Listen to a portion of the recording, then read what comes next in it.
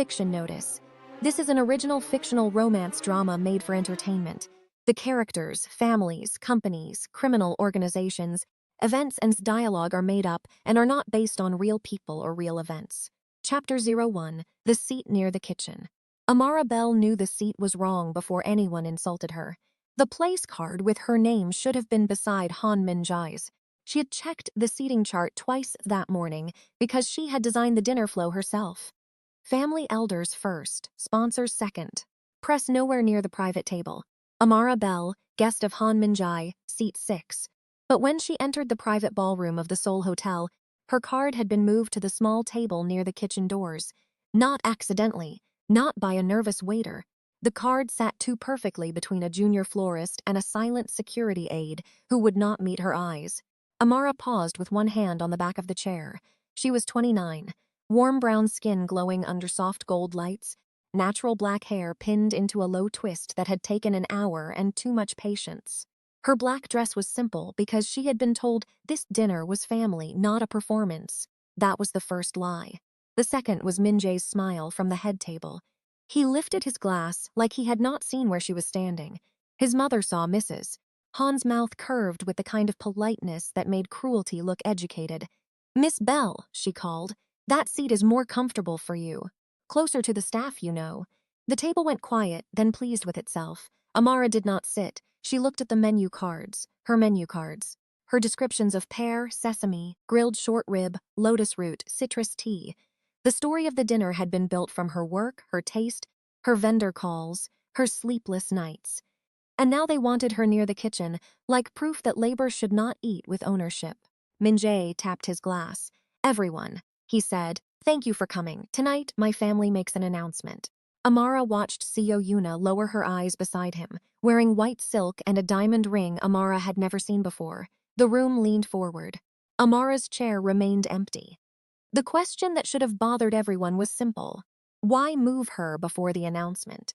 No one moves a seat that carefully unless the humiliation needs a camera angle. Amara saw the proof in details other people missed. The floral runner at the head table had a gap where her chair had been. One glass of sparkling water sat untouched beside Min-jae's plate. Lemon peel twisted the way she liked it, because he used to tease her about ordering like an old woman. A waiter at the service door kept touching his earpiece and looking toward Mrs. Han, waiting for permission to do something he had been told would look spontaneous. And above the champagne wall, a tiny red recording light blinked. Amara had spent years producing rooms for people richer than her. She knew when a room had been arranged to make one person look out of place. The kitchen table was not a mistake. It was a frame. She remembered the first time Min-jae brought her to his mother's home. Mrs. Han had not asked where Amara was from, what she loved or what she wanted. She had looked at Amara's hands and said, "You work with food?" Amara had answered yes. Mrs. Han had smiled and said, "Useful." That word returned now as the ballroom lights warmed over Yuna's diamond. Useful. Not beloved. Not equal. Useful until the work was done. The florist at the kitchen side table whispered, "Miss Bell, I am sorry." Amara looked at her. "Did you move the card?" "No." "Then do not apologize for someone else's courage failing." The girl lowered her eyes. Amara straightened her shoulders. If the room wanted footage, it could have posture. If it wanted tears, it would have to earn them. She stepped away from the wrong chair and walked toward the head table. Chapter 02, Too Poor to Sit With Us. Min-jae did not look at Amara when he announced his engagement. That was how she knew he had rehearsed it. "Seo Yuna has honored my family," he said.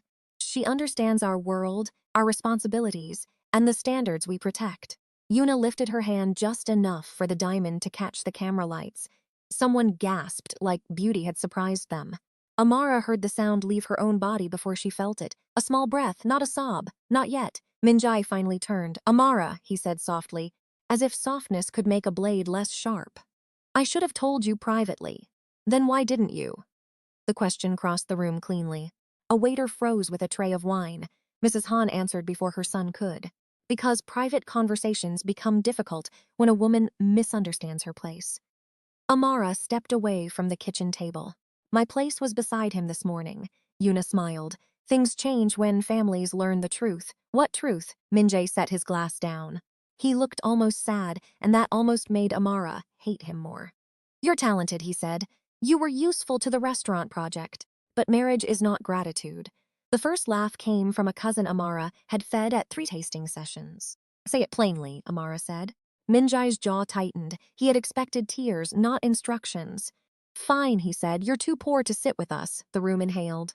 Then Yuna added, "and too proud to know when someone was being kind." Amara looked from face to face, the elders, the investors, the staff pretending not to hear. She saw the plan in the silence. Move her seat first. Announce Yuna second. Force Amara to react third. Edit the clip by morning. 2 security men approached from the side doors. Min-jae did not stop them. That was the end of her love for him. Min-jae had learned cruelty from expensive people. He did not shout. He did not throw a glass. He used a calm voice, which made the room feel allowed to agree with him. That was the real violence of the moment. Not the sentence itself, but how quickly everyone accepted it as etiquette. One cousin lifted a small camera to record.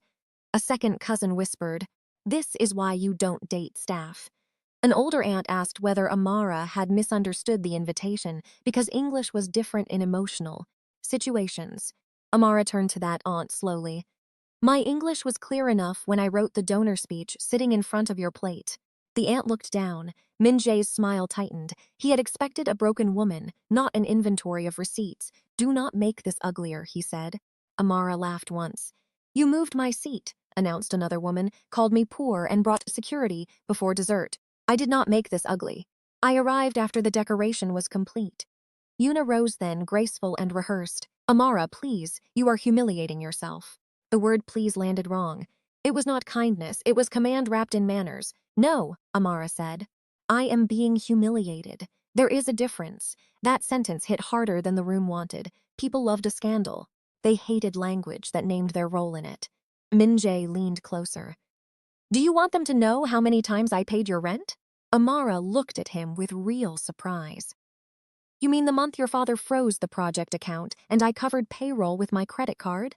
His face changed. There, a crack. Yuna's fingers tightened around her champagne stem.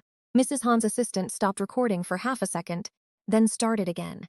Amara saw it all, the fear, the coordination, the sudden realization that the woman at the kitchen table had not come empty. Handed then, the security men reached her.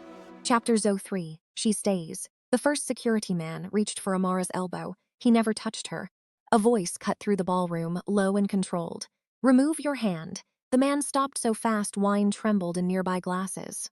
Every head turned toward the rear entrance. Kang Tae-joon stood there in a black suit with no visible hurry and no visible mercy. 42, sharp-eyed, quiet as a locked door. In Seoul, people said his name differently, depending on how much they owed him. Restaurant owners called him chairman. Portmen called him boss. Families like the Hans called him uncle when they wanted protection, and Mr. Kang when they feared consequences. Min-jae went pale. "Uncle Tae-joon," he said, "this is a private family matter." Tae-joon's eyes moved once to Amara's empty chair near the kitchen, then to the family table where her name should have been. "Private?" he asked. No one answered. Mrs. Han recovered first. "Miss Bell is upset. We were sparing her further embarrassment. You moved her seat." The arrangement changed before the announcement. Mrs. Han's smile thinned. Tae-joon walked between the tables. People moved without being asked. He stopped beside Amara, but did not touch her, did not claim her, did not turn her into another man's object in a room that had already tried. He looked at the security. "Leave." They left. Min-jae swallowed. "She cannot stay here after making a scene." Tae-joon looked at his nephew. "She did not make the scene, you staged it." The room went so quiet Amara could hear the kitchen doors breathe. Yuna's diamond hand disappeared beneath the table. Mrs. Han said, "Tae-joon, be reasonable."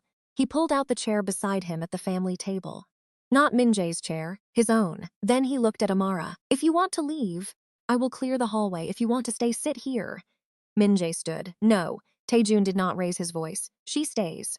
The command did not only stop the guard, it rearranged the room. The elder near the center lowered his glass. The hotel manager suddenly found a reason to stare at the floor. Mrs. Han's assistant hid her recording device behind a menu too late. Even the security men changed posture because Kang Tae-joon's voice carried a kind of authority that did not need volume. Amara did not know him personally. She knew the Storzy. Kang Tae-joon owned no restaurants on paper. Yet every restaurant owner in 3 districts knew when to send holiday gifts. He never appeared in police photographs, yet prosecutors said his shipping companies moved with impossible protection. His family called him difficult. His enemies called him expensive. The men who worked for him called him boss and never said it twice, and Min-jae called him uncle. That was the part Amara had never understood. Min-jae had mentioned an uncle in passing, always with irritation, never with detail, old-fashioned, too controlling, not really family, just my mother's side. Now Amara saw the lie inside those small dismissals. Min-jae had not described Tae-joon because description would have revealed who the family actually feared. Tae-joon's eyes moved across the table, counting what everyone wanted hidden.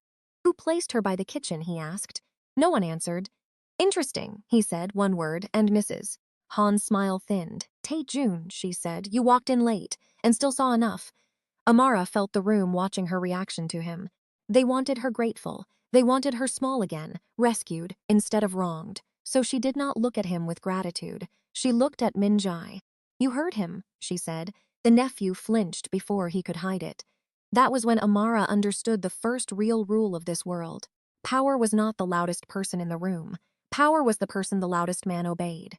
Chapter 04, The Uncle's Price. Amara sat because leaving would have given them the ending they wrote for her. She did not eat. Neither did Tae-joon. The dinner continued in pieces, broken by whispers and silverware. Min-jae tried twice to speak to Yuna. Yuna answered once, then stopped. Mrs. Han watched Amara like a stain that had refused to come out. When dessert arrived, Amara found a black dinner card under her plate. Not the printed menu. Not her moved place card. A thick black card embossed with a silver crane and one sentence written in Korean and English. Ask who signed the foundation transfer. Amara slid it into her clutch without changing her expression. Tae-joon saw. Of course he saw. Men like him did not survive by missing small movements. In the service hallway after dinner, he walked beside her at a careful distance. That card wasn't from you? She asked. No, but you know what it means. I know enough to say Min-jae's insult was not only personal. Amara stopped near the staff elevator. Do not turn me into a revenge project because your nephew embarrassed you. For the first time, Tae-joon's expression shifted. Not a smile, something closer to approval. Good, he said. Good, you still understand danger. I understand men who offer help usually bring invoices. Then ask the price. Amara looked at him fully. The price. Attend the Kang family dinner tomorrow as my guest. Listen, watch. Say nothing unless you choose to. After that, I give you the transfer documents connected to that card. And what do you get? A witness they cannot dismiss as family. No touching for cameras. No fake romance. No speaking over me. No making me grateful in public. Tae-joon removed a silver pen and wrote her rules on the back of the black card, then he signed beneath them. My rule, he said. If I tell you a room is unsafe, you leave first and argue later. Amara took the card. I argue fast. I noticed. Tae-joon did not ask her to trust him. That made Amara trust him slightly more. In the private service corridor, staff moved around them with careful blindness. No one wanted to know why the insulted black woman and the most feared man at the dinner were standing under a fluorescent light beside stacked champagne crates. The corridor smelled of citrus peel, steam, and panic. If this is about your family pride, Amara said, find someone else. It is about documents. Documents do not walk into ballrooms and call women poor. No, people use documents to make that insult useful. That stopped her. Tae-joon opened the locked case his driver had brought and removed a photocopy of a transfer summary. He did not give it to her. He set it on a steel prep table between them. Amara read one line and felt her stomach harden. Cultural Corridor Vendor Consolidation. Her project name had been different. The food corridor was supposed to protect small restaurants from luxury redevelopment, not gather them into one foundation-controlled lease package. She had pitched neighborhood ownership, vendor equity, rotating Black and Korean chef residencies, and small business grants with transparent terms. She had written that language herself.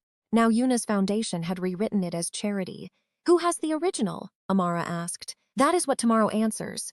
And you need me because? Because they will expect you to break emotionally. They will not expect you to listen legally. Amara looked up. That was the first sentence, he said, that sounded like he had seen her clearly. Do not mistake composure for agreement, she said. Do not mistake my offer for pity.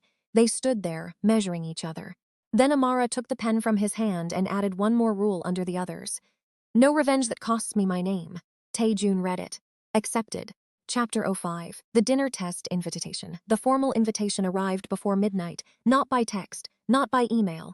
A driver in a black sedan brought a cream envelope to Amara's apartment building in Itaewon and handed it to the doorman as if the building had always belonged to people with drivers. Amara opened it at her kitchen counter. Kang family private dinner. 8 o'clock. Traditional dress optional. Respect mandatory. Under the printed line, Mrs. Han had added a note by hand. We will see whether you understand the table you insisted on joining. Amara laughed once. There was no humor in it. Her apartment was small, clean, and full of work. Linen samples, menu sketches, vendor contracts, 2 pairs of heels under a chair, a rice cooker she barely used, and a wall calendar with payment deadlines circled in red. Too poor to sit with us. The sentence followed her home like smoke. Then her half-sister Nia called from Los Angeles. Mara, Nia said breathless, are you okay? I saw a clip. Which clip? The pause answered before Nia did. The one where he said the thing. Amara closed her eyes. How fast is it spreading? Fast. People are saying you crashed the dinner. I designed the dinner. I know. But Nia's voice carried something else. Fear, maybe. Or guilt. Amara was too tired to chase it. After the call, Amara opened her laptop and found 3 posts about her rent, her old service jobs, and a cropped photo from 5 years ago when she worked double shifts at a hotel bar. No one in Seoul had that photo. Only family did. The dinner test had begun before she reached the table. The apartment became an evidence room before sunrise. Amara taped paper to her wall because screens made lies feel too easy to rearrange. Vendor map, signature page, lease summary, seating chart.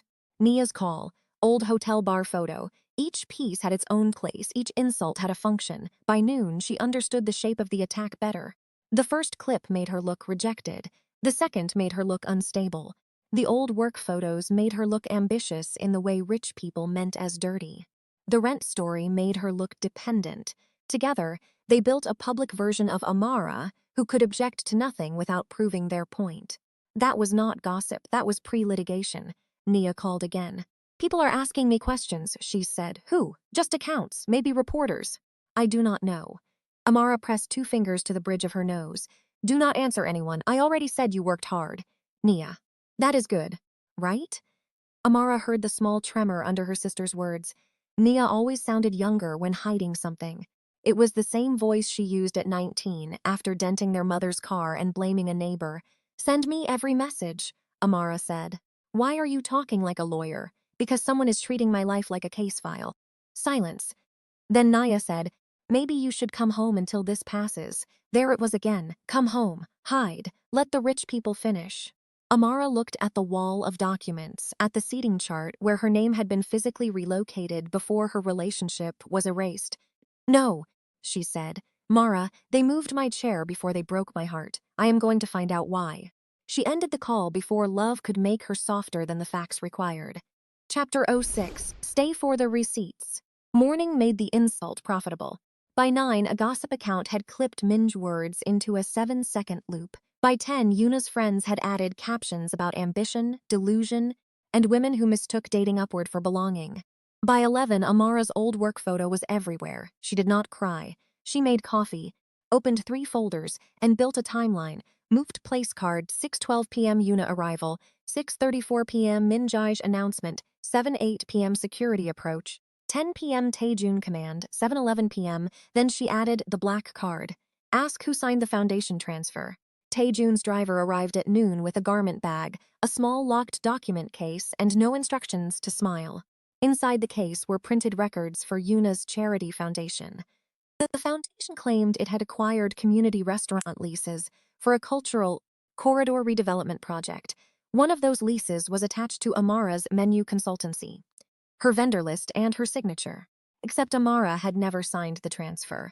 She called Tae-joon from her kitchen. Why would a charity need my restaurant corridor? Because charity photographs better than theft. And your family dinner? They will test whether you can be embarrassed into silence. Amara looked at the garment bag. They picked the wrong woman. This is the first pause for the audience. If you like stories where the heroine gets receipts instead of pity, subscribe now. The insult already happened. The revenge starts with paperwork. That night, Amara chose the dress herself. Deep green, clean lines, no apology. She was not dressing to look rich. She was dressing so no one could pretend she came unprepared. The garment bag was not the important delivery. The locked case was. Inside, under the foundation records, Director Park had included a clean copy of Amara's original consultancy agreement with Han Meridian. She had almost forgotten Clause 9 because Min-jae had joked about it when she negotiated it. Creative work remains property of consultant until final payment, board acceptance, and written release. Final payment had never cleared. Board acceptance had been postponed. Written release did not exist. That meant Yuna's foundation was not only using Amara's work, it was using work it did not own. Amara sat on the floor of her apartment, with the dress hanging on the cabinet door, and laughed until the laugh became breath. The whole humiliation had been staged around a woman they assumed did not read her own contracts. Then she called the first vendor on her old list, Mrs. Lim, who ran a noodle shop near Yuljiro with her son. "Did anyone from Yuna's foundation contact you?" Amara asked. Mrs. Lim hesitated. "They said Han Meridian transferred the corridor. They said you approved. Did you sign?" "No, my son wanted to. I waited because your name was not on the call." Amara closed her eyes. One loyal person could keep a door from locking. Mrs. Lim, save every message. "Are you in trouble?" "They are." After the call, Amara changed the timeline on her wall. The story was bigger than a rich ex humiliating a black woman. It was a theft using romance as smoke. That became the video promise inside the narration itself. Stay past the insult because the insult is only the handle. The door opens onto the money. Runtime expansion lock, vendor proof, escalates. Before Amara left for the dinner, she called the two vendors, who had already signed under false approval. The bakery sisters answered together, both voices tight. They had been told Amara was now working through Yuna's foundation, and that refusing the new terms would remove them from the corridor permanently. "Did they send my approval in writing?" Amara asked. One sister hesitated. "A scanned letter." Amara closed her eyes. "Forward it to me." The file arrived 1 minute later. Her name sat under language she would never have written. "I consent to foundation management for efficiency and donor alignment." Efficiency, donor alignment. Words that made small businesses disappear politely. The second vendor, Mr. Bake from the rice stall, sounded embarrassed. "I thought you had moved up," he said. "I thought this was what success looked like." That hurt in a different place. "Success is not me signing away your lease without calling you," Amara said. "I know that now. Save the letter. Do not confront them. Do not sign anything else." After the call, Amara added 2 more pages to her wall. The forged vendor approval letter and the foundation management threat. The insult at dinner had not been meant only to shame her. It had been meant to make these vendors doubt her before she could warn them. That made her anger cleaner. Love could be messy. Revenge could become ego. But protecting people who trusted your name gave the whole fight a spine. Chapter 07. The dress is not the disguise. Tae-joon did not compliment the dress when Amara stepped into the hotel lobby. He looked at her once, then at the room around her. "Good," he said. "That is not a compliment. It is in my family. Your family needs better words." His mouth almost moved. Almost. The sedan ride to the Kang estate was quiet enough for Amara to hear the rain tapping the roof. Seoul blurred outside the window, all glass towers, wet streets, red brake lights, and alleys where food steam rose like ghosts. Tae-joon handed her a folded seating map. "The family table is a test. Elders sit north. Power sits where it can see the doors. Guests they respect receive silver chopstick rests. Guests they intend to humiliate receive ceramic." Amara unfolded the paper. "You people weaponize tableware? My people weaponize silence. Tableware is beginner level." She studied the names. "Where am I? Beside me, because you chose that, or because it makes Min-jae angry?" "Both can be true." Amara turned toward him. "I am not here to be displayed." "Then do not let them display you." That sounded almost supportive. "Do not get used to it." At the estate gate, 2 men bowed to Tae-joon and looked past Amara as if she were luggage. Amara stopped walking. Tae-joon stopped too. The men noticed. Amara waited until they looked at her face. "Good evening," she said. They bowed again, this time to her. Tae-joon said nothing, which was exactly right. For the first time all day, Amara breathed easier. The stylist Tae-joon's scent was named Sora and carried herself like a woman who had survived rich clients by developing selective hearing. She studied Amara for exactly 5 seconds. They expect sparkle, Sora said. Then I want structure. Sora smiled. Good. She pulled 3 dresses, rejected 2 before Amara could speak, then held up the deep green one with clean shoulders and no unnecessary shine. This says you did not come to beg. I did not. Then wear low earrings. Hair back, not hidden. They will try to make you seem messy. Amara touched her natural hair, still pinned from the night before. In too many rooms, people treated her hair like a statement she had not been asked permission to make. Tonight, she refused to make it smaller for their comfort. Leave the texture, she said. Sora nodded. Of course, that of course mattered. In the mirror, Amara saw not a transformed woman but a clarified one. The dress did not erase her apartment, her debt, her work, or the kitchen-side chair. It simply removed every excuse the room might use to pretend not to see her. When she entered the lobby, Tae-joon noticed the absence of costume first. You refused the diamonds, he said. They were loud, so are you. Only when necessary. Tonight may be necessary often. The sedan door opened. Rain moved silver across the curb. Amara paused before getting in. If they insult me, do not answer first. Tae-joon looked at her. I mean it. I heard you. Hearing and obeying are not twins. This time his mouth did move, barely. Tonight I will practice. Chapter 08. Seo Yuna's smile. Seo Yuna was waiting in the entry hall beneath a painting of cranes over black water. She wore pale blue silk and the diamond like a warning. Min-jae stood beside her, handsome enough to make weakness look expensive. Amara, Yuna said. You're brave. That depends who is using the word. Yuna's smile sharpened. I only mean after the posts. Most women would stay home. Most women were not invited to be tested by people who moved their chair. Min-jae stepped forward. Don't start! Amara looked at his hand, then his face. Do not speak to me like we are still private. The line landed. Min-jae glanced at Tae-joon. That glance told Amara something useful. Min-jae feared his uncle more than he loved Yuna, more than he respected his mother, more than he regretted humiliating her. Yuna held out a small velvet pouch. A gift, she said. For the dinner, something suitable. Amara did not take it. What is it? A hairpin, pearl. Traditional. You might need help fitting in. Tae-joon spoke from behind Amara. Miss Seo, do you often give women objects before accusing them of stealing them? The hall cooled. Yuna's hand lowered. As Min-jae said, Uncle, that's unnecessary. So was last night. Amara watched Yuna's throat move as she swallowed. There it was, the first crack. Not fear, irritation. Yuna was annoyed that the trick had been named too early. Amara leaned closer, voice soft. Keep the hairpin. If I wear pearls tonight, they will be mine. The first engagement question belongs here. If someone who humiliated you offered a gift before a public test, would you take it, refuse it, or turn it into evidence? Yuna's smile worked because it never arrived alone. It came with lighting, witnesses, a soft voice, and a perfectly timed injury. She made cruelty look like concern. That was why donors loved her. She could step on a hand and ask why the hand had been placed under her shoe. Amara watched her from the entry hall and catalogued the performance. Left hand visible, diamond forward, shoulders relaxed, voice soft enough that anyone challenging her would seem aggressive. Beside her, Min-jae kept glancing toward Tae-joon like a boy checking the weather before lying. Yuna said, I hope last night did not ruin your impression of us. It clarified it. You are sharp, only around people who reach for me with gloves on. The velvet pouch remained between them, unopened. Amara noticed a small gold inventory sticker on the bottom. Private family heirlooms did not usually come with gallery inventory stickers. She filed that away. Tae-joon saw her glance. Something interesting? Maybe. Yuna tilted her head. Paranoia is exhausting, isn't it? Amara smiled. Not as exhausting as planning badly. For 1 second, Yuna's expression went empty. That was the real woman under the silk. Not insecure, not wounded, calculating. The kind of person who hated improvisation because it made her expensive preparation visible. Min-jae whispered, Yuna, leave it. Yuna did.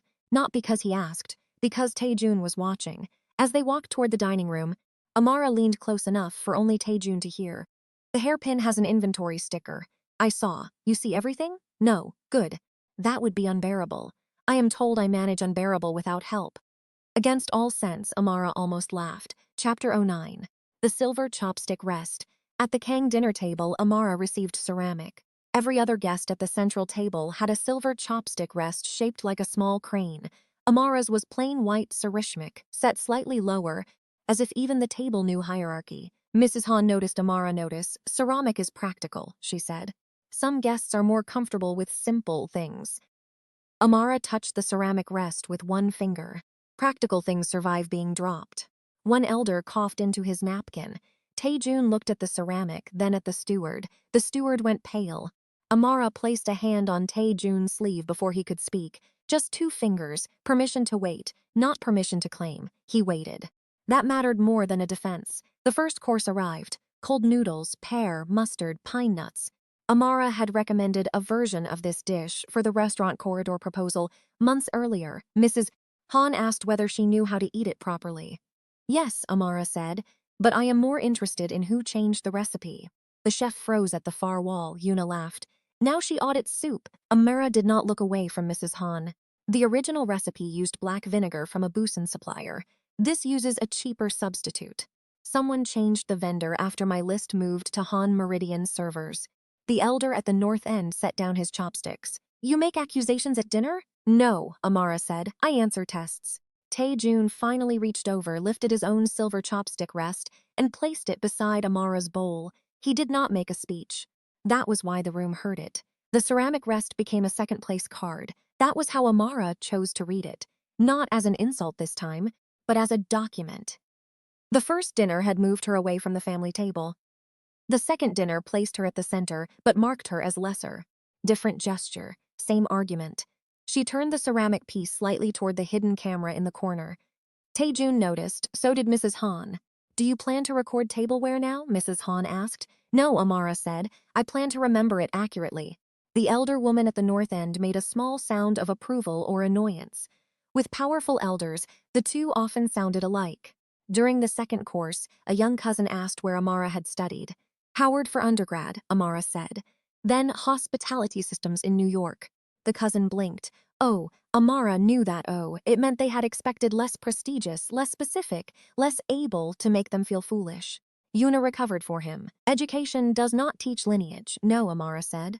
But it teaches people to spot when lineage is being used as a substitute for competence. The table went very quiet. Tae-joon took a sip of water. Min-jae looked like he wanted the floor to open. Amara continued before anyone could accuse her of rudeness. For example, the lotus root course was plated beautifully, but the vendor listed on the printed menu did not supply it. Someone replaced 3 small vendors with a single distributor 2 weeks after my original proposal entered Han Meridian's system. The chef looked terrified. Amara turned to him gently. This is not about you.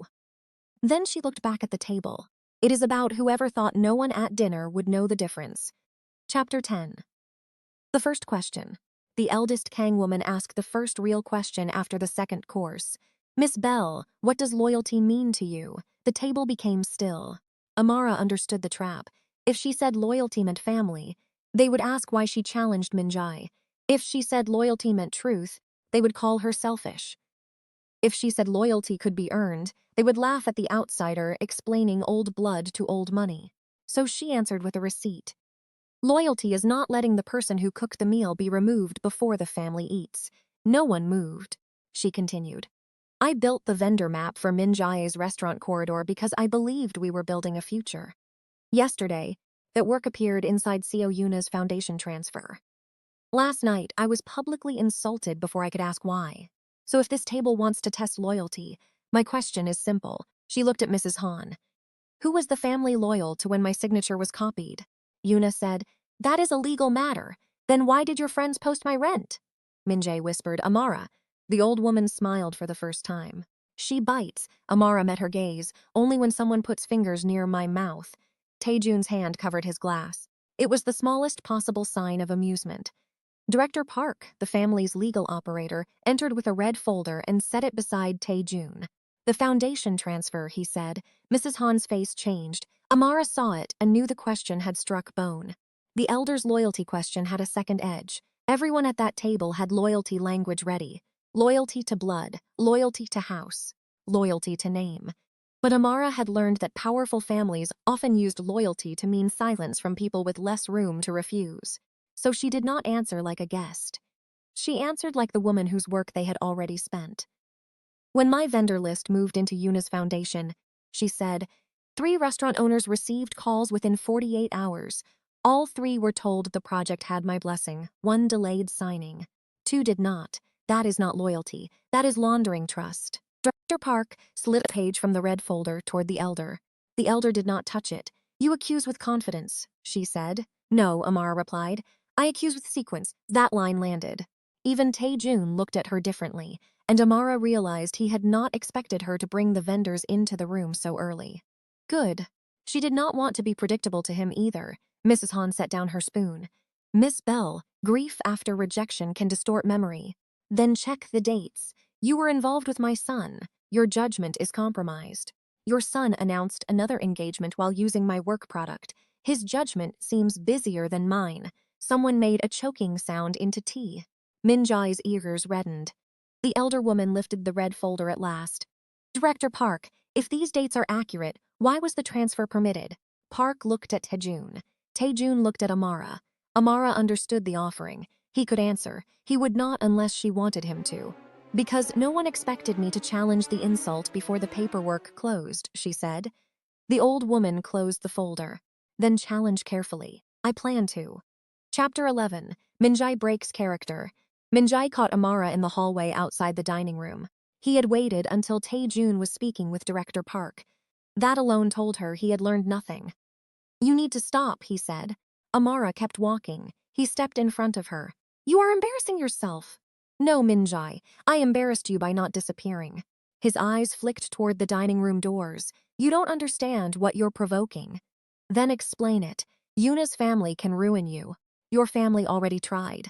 He reached for her wrist. Amara pulled back, but his fingers closed around her anyway, not hard enough to bruise. Hard enough to remind her that weak men still had hands. You were happier before him, Min said. Amara stared at his grip. I was quieter. Tae-joon's voice came from the end of the hall. Let go. Min-jae released her like her skin had burned him. Tae-joon walked closer. No rush. No raised voice, that made it worse. You put hands on women in hallways now, he asked. She's my ex, exactly. Min-jae's face reddened. You're doing this because of her? Tae-joon stopped beside Amara.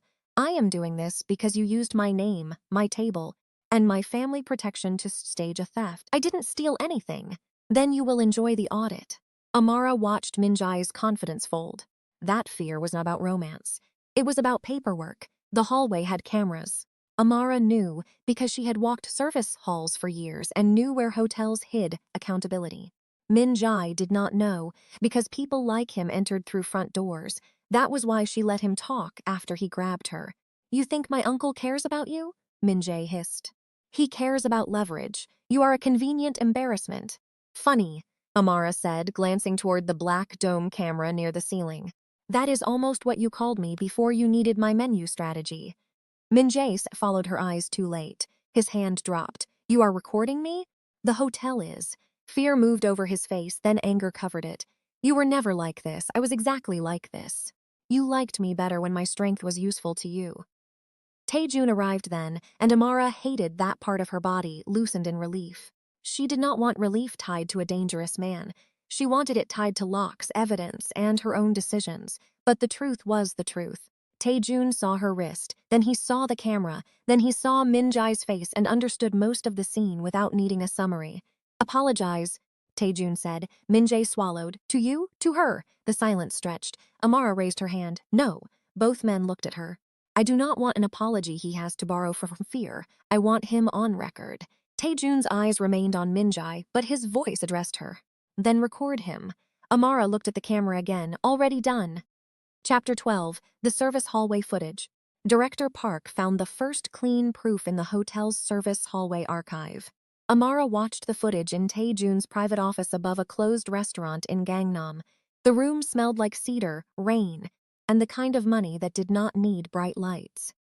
On the screen, Mrs. Han's assistant entered the ballroom before guests arrived, removed Amara's place card from the family table, and carried it to the kitchen side table. Then she photographed the new seating arrangement. Then she sent the photo to Yuna. Amara did not speak for a full minute. Tae-joon stood behind his desk. We can't release it tonight. No. Director Park looked up. No? This proves they moved my seat. It does not prove why. Tae-joon's gaze sharpened. Amara pointed to the screen. If we release this now, people say rich families are rude. That is not enough. I want the transfer, the copied signature, and whoever fed Yuna my personal records. Park closed the laptop slowly. You want the chain. I want the room that laughed to understand what it was laughing for. Tae-joon said, that room may become dangerous. Amara looked at him. It already was. Her confidence lasted until she reached the bathroom and locked the door. Then she gripped the sink and shook without sound. Not because she regretted staying. Because being right meant the cruelty had not been a mistake. Someone had sat down and planned exactly how small to make her look. The hotel manager tried to apologize with fruit. That was how rich hotels handled moral failure. A white plate appeared in Tae-joon's office with sliced pear, grapes, and a handwritten note about regrettable confusion.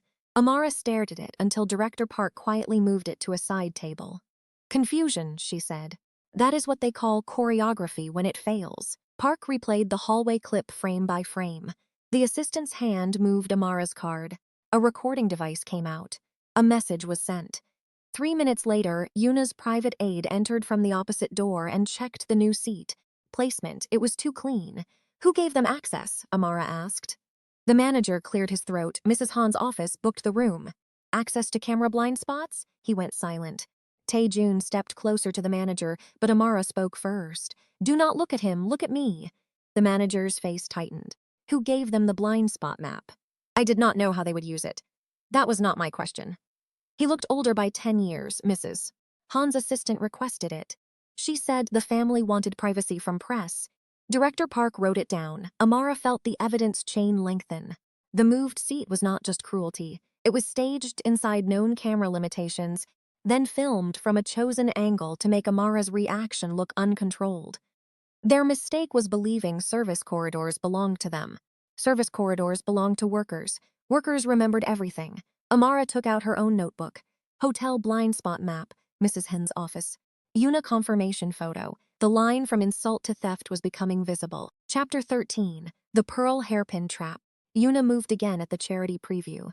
The event was held inside a white gallery, full of donor walls, children's drawings, and expensive women praising themselves for generosity. Amara attended with Director Park, not Tae-joon, because she wanted Yuna to think the guardrail had stepped away. It took 22 minutes. Yuna touched her hair and gasped. My grandmother's pearl pin.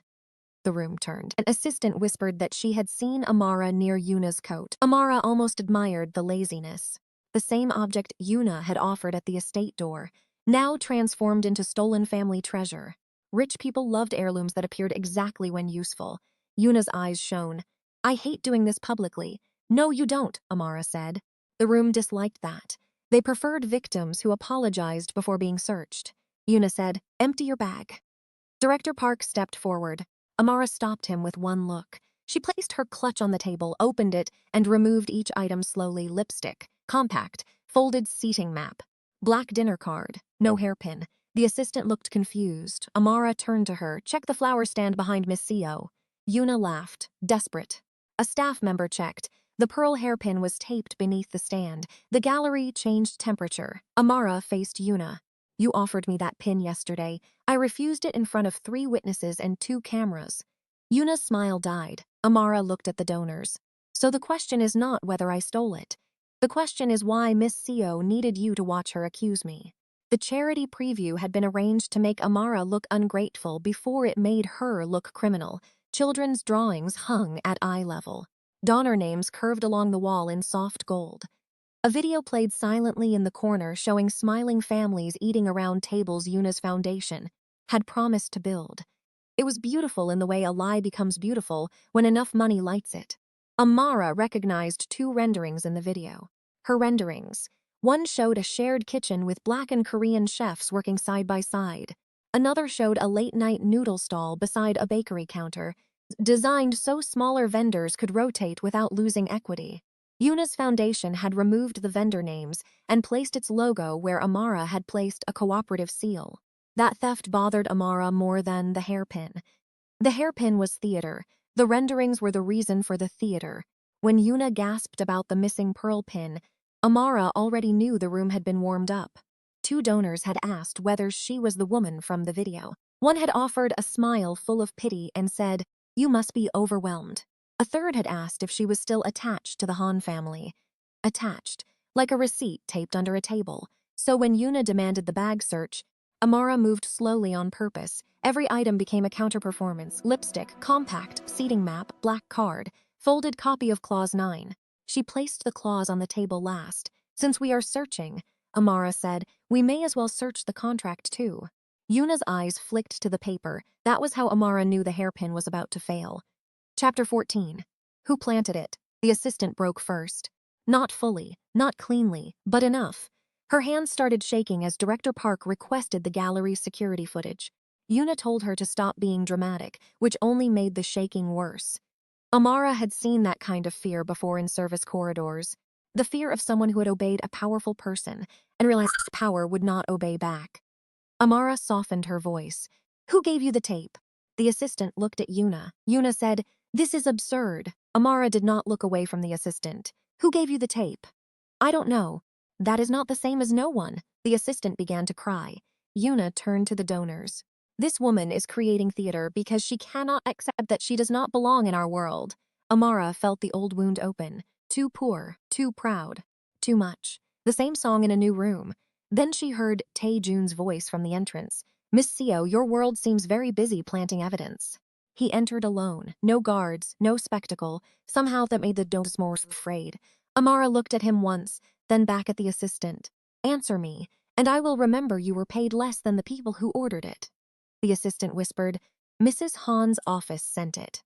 Yuna snapped. Liar. But Director Park was already writing. Engagement question for the comments. Who is more dangerous? The person who plants the fake evidence, or the person rich enough to make planting it feel normal? Amara left the gallery with one new witness and one new enemy. Yuna's father was waiting outside. Yuna's father did not wait outside because he cared about the hairpin.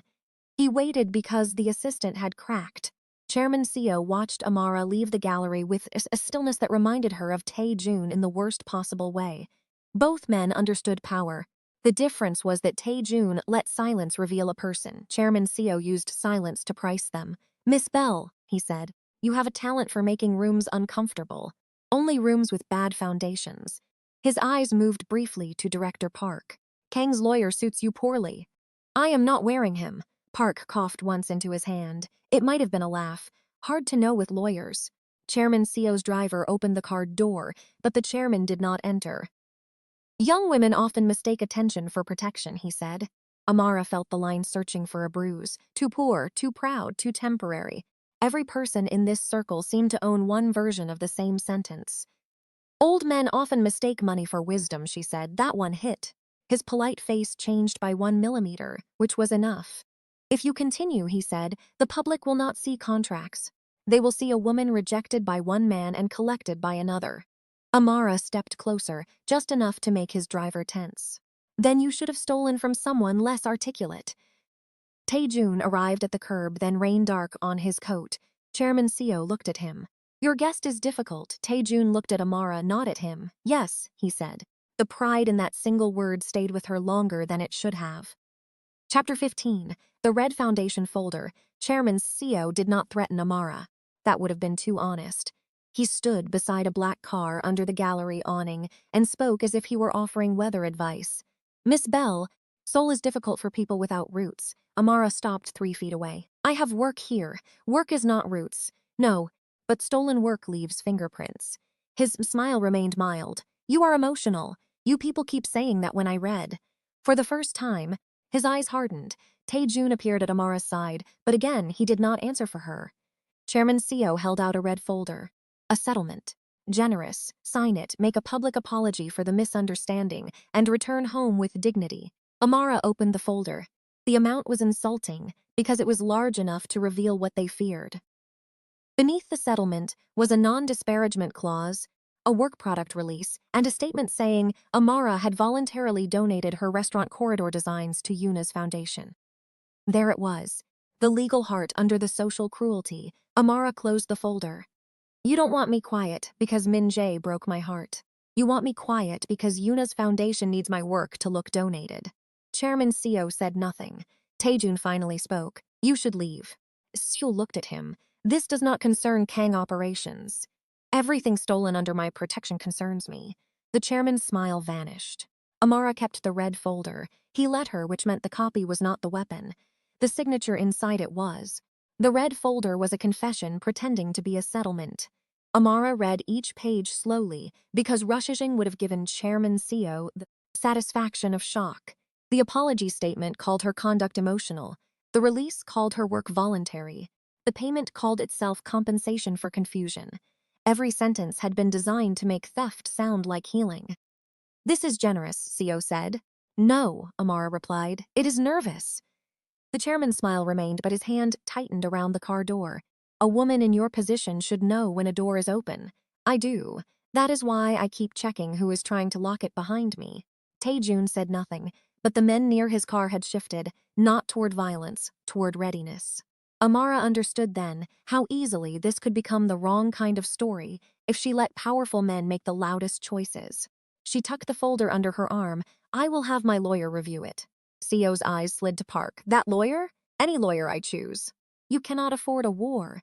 Amara smiled. "You keep confusing price with cost." That sentence seemed to interest Tae-joon. Seo finally entered his car.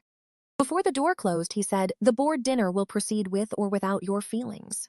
"Good," Amara said. "Feelings are unreliable. Bring documents." The car pulled away. Only then did Park exhale. "You kept the folder," he said. "He wanted me to." Tae-joon's eyes sharpened. "Explain." "If he lets me keep it, the real trap is not the copy. It is what happens when I use it too early." Tae-joon looked at the street where Seo's car had disappeared. "Then we do not use it early." Chapter 16. Family does not always mean shelter. The private records came from Nia. Director Park proved it with payment timestamps, file names, and a transfer from a Shell account that had made one careless stop in Los Angeles, before routing through Yuna's foundation. Amara read the report twice. Amara Bell, half-sister, emergency contact, keeper of old photos, old fights, old rent stories, old love. Tae-joon waited across the office silent. Amara hated him a little for not interrupting. A distraction would have been easier than grief. "How much?" she asked. Park answered softly. $30,000. Amara laughed. The sound frightened her more than crying would have. $30,000. That was the price of the old hotel bar photo, the rent screenshots. The voice memo where Amara once admitted she was tired of feeling like every room in Seoul made her audition for basic respect. Yuna had turned family exhaustion into public entertainment. Nia had opened the door. Tae-joon said, "I can have the money traced publicly." "No." "Amara, no." She stood and walked to the window. Below, Seoul moved like nothing personal had happened anywhere. "If I expose Nia now, Yuna gets what she wants. The story becomes poor family drama, messy black woman, jealous sister, anything except the contract. And privately?" Amara's reflection looked older than 29. "Privately, I ask sister why she sold me." Middle turn question. When betrayal comes from family, do you expose it immediately, hide it, or use it to reach the people who paid for it? Amara already knew her answer. She would make the betrayal useful before she let it break her. Nia's betrayal opened an older room inside Amara, not one in Seoul, one in the small apartment where the Bell sisters learned to count bills before they learned to ask for permission. Nia had always hated math unless it was urgent. Amara had always made the numbers work, even when making them work cost her sleep, friends, and the soft parts of being young. That history made the payment uglier. $30,000 was not only a sale, it was a number chosen by someone who had studied need. Enough to cover debt, enough to make a frightened sister feel rescued. Not enough to make her powerful, just enough to make her useful. Amara hated Yuna more for that precision than for the insult. They researched Nia's accounts, Park said. Medical debt, rent, late utilities. So they found the pressure point. Yes. Tae-joon stood near the window, hands behind his back. Seo operates like that, so do you? The question came out before Amara softened it. Park looked down at his files. Tae-joon turned. "Yes," he said. Honesty should not have surprised her. "It did. Then why are you helping me?" "Because Seo uses pressure points to make people betray themselves. I use them to make dangerous people stop. That sounds convenient." "It is." Amara almost appreciated the lack of halo. He did not pretend to be good. That was useful. She had been damaged more often by people who called themselves good while handing her consequences. She looked back at Nia's payment. "My sister is not your pressure point." "No," Tae-joon said. "Say it fully. I will not use Nia against you." Amara nodded once. That promise mattered because both of them knew he could. Chapter 17. The Half-Sister's Price. Naya answered on the fourth call. I was going to tell you, she said. Amara closed her eyes. That is what people say when the proof arrives first. Nia began crying immediately. Amara sat at Tae-joon's conference table with Director Park outside the room and the rain ledger open beside her. She had put the call on speaker only after warning Nia that every word after this mattered. They said it was background, Nia said. They said you were marrying into people who would erase us anyway. So you helped them? You always leave, Mara. That landed in a place Amara did not want touched. I left because staying broke me, and I stayed with bills, with mom's mess, with everyone asking why you got to be the one with taste and passports and rich men. Min-jae was not rich when I loved him, but he was still a door. Amara looked at the rain on the glass. Nia, did you know they were going to call me poor in public? Silence. Not denial, silence. Avara's voice dropped. Did you know? I knew they wanted you embarrassed. There it was. Family betrayal without enough villainy to make it simple. Nia whispered, I thought you would finally come home. Amara almost broke then. Not from the sale, from the smallness of the wish inside it. Listen carefully, Amara said. You are going to send every message, every payment request, every name. If you protect them now, you become their evidence. If you tell the truth, you become mine. Nia sobbed. Amara did not comfort her, not yet. Nia's confession did not arrive as one clean apology. It came in fragments, each one worse because Amara could hear the ordinary human fear inside it. Nia had not imagined a ballroom. She had imagined a warning. She had thought, if Amara was embarrassed enough, she would stop trusting people who wore money like weather. She had told herself she was saving her sister from becoming another rich family story. You did not save me, Amara said. You sold them the map. Nia cried harder. I know. Do you? Mara, I was scared. Amara closed her eyes. Fear again. Min-jae's fear, Nia's fear, Mrs. Han's fear of losing status, Yuna's fear of being disposable. The whole machine ran on frightened people choosing someone else to pay. Being scared is not rare, Amara said. What you do with it is the point. Nia's breath caught. Amara looked across the conference table at the payment records and made a decision she did not enjoy. You are going to write a full statement. Will you forgive me? Do not ask me for the ending before you tell the truth. That sentence silenced both of them. Nia whispered, I miss you. The honest answer was ugly. Amara missed the sister who would not have done this. She missed a version of family that may never have existed cleanly. She missed being able to hear Nia cry without wondering who had paid for the first tear. Send the messages, Amara said, and then we find out whether you wanted me home or wanted me humbled. Nia did not answer. The silence was evidence too. Chapter 18. The betrayal changed shape. Nia sent everything before dawn. Messages from Yuna's assistant. A voice memo from Mrs. Han's office. Payment screenshots. A request for material that proves Amara Bell has a pattern of attaching herself to status. A bonus offer if Nia could provide anything that made Amara look unstable around family. Amara listened once. Then she deleted the urge to listen again. Pain could become a habit if you kept pressing play. Tae-joon found her in the closed restaurant kitchen, standing beside steel counters and hanging copper pans. He carried 2 cups of tea. You haven't slept, he said. Neither have you. I sleep efficiently. That is not a real thing. He placed the tea beside her. It is if people fear you enough not to interrupt. For the first time since Nia's confession, Amara smiled. It vanished quickly. My sister sold me because she thought humiliation would bring me home. Tae-joon leaned against the counter, leaving space between them. My brother once sold a route map because he thought fear would make our father choose him. Amara looked at him. What happened? My father chose the route. The answer was cold. The hurt under it was not. Here is the middle CTA after the betrayal changes shape. Subscribe if you want the final reveal, because the ex was cruel. The rival was vicious, but family made the wound dangerous. Amara picked up the tea. Do not make my sister disappear. I do not disappear people for hurting someone I care about. What do you do? Tae-joon met her eyes. I wait until the truth can ruin them legally. That should not have sounded romantic. It did. The kitchen became the only room in Tae-joon's world that did not perform power. Steel counters, clean knives, scallions wrapped in damp cloth, a pot of broth cooling under a vent. Amara understood kitchens better than boardrooms because kitchens punished lies quickly.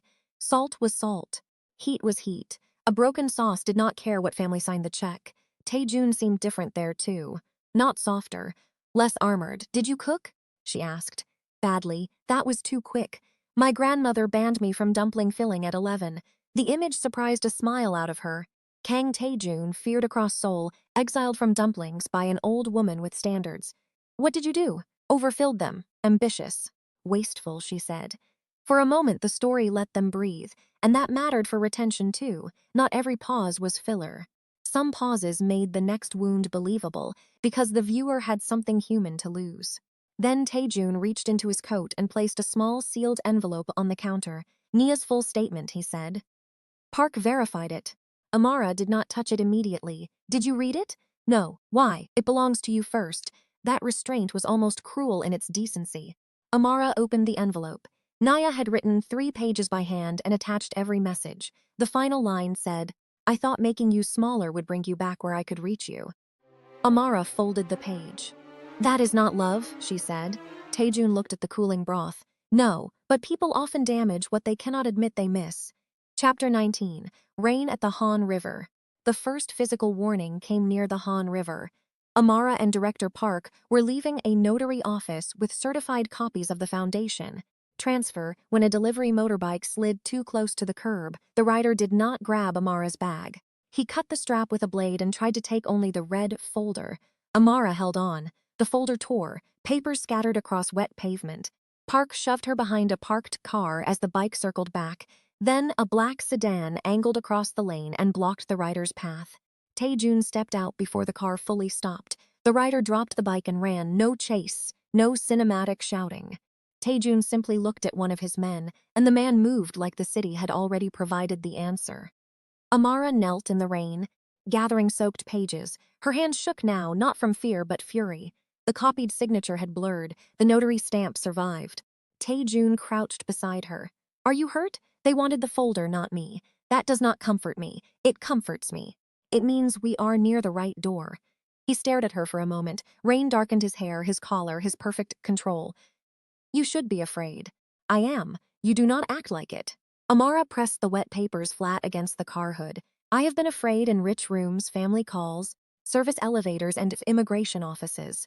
Fear is not new information. Tae-joon looked away first. That felt like a confession. The river attack changed the case because it proved the other side had stopped trusting humiliation. Humiliation was clean. It used clips, whispers, seating charts, and class language. The motorbike was messy. A blade on a strap meant someone was afraid enough to risk witnesses. Park collected the torn folder pieces under the sedan's open trunk, while Tae-joon's men spoke into radios. Rain made everything shine. Pavement, paper, blood from a shallow cut on Amara's palm. She had not noticed. Tae-joon noticed. He took a handkerchief from his pocket. Amara pulled her hand back. It is small. Small cuts still bleed. That sounded rehearsed. It sounded obvious. She let him wrap the cut because refusing help simply to prove independence was still letting the room define her. His fingers were careful. That carefulness unsettled her more than force would have. The driver who blocked the bike returned with the rider's abandoned delivery bag. Inside was a duplicate restaurant corridor map marked with 3 red circles. Mrs. Lim's noodle shop, a bakery owned by 2 sisters, and a late-night rice stall run by an older couple who had signed after being told Amara approved. Amara spread the wet map over the car hood. They are not just stealing my work, she said. They are targeting the vendors who trusted me. Tae-joon's face went still. Names. No. He looked at her. Not yet, she said. If you move now, they hide the board memo. We protect the vendors quietly and keep the dinner on schedule. The rain fell harder. Tae-joon gave one order in Korean. His men moved. Amara did not understand the words, but she understood the restraint. Protection, not revenge. For tonight, that was enough. Chapter 20, The Boss Who Waits. Tae-joon wanted to end it that night. Amara could see it in the way his office changed around him. Men arrived without being called twice. Director Park spoke in shorter sentences. The restaurant below closed early. Every surface seemed to hold a decision that could hurt someone. Amara stood in the center of it and said, no. Tae-joon looked up from the rain ledger. No? No raids, no threats, no Uncle Nightmare routine.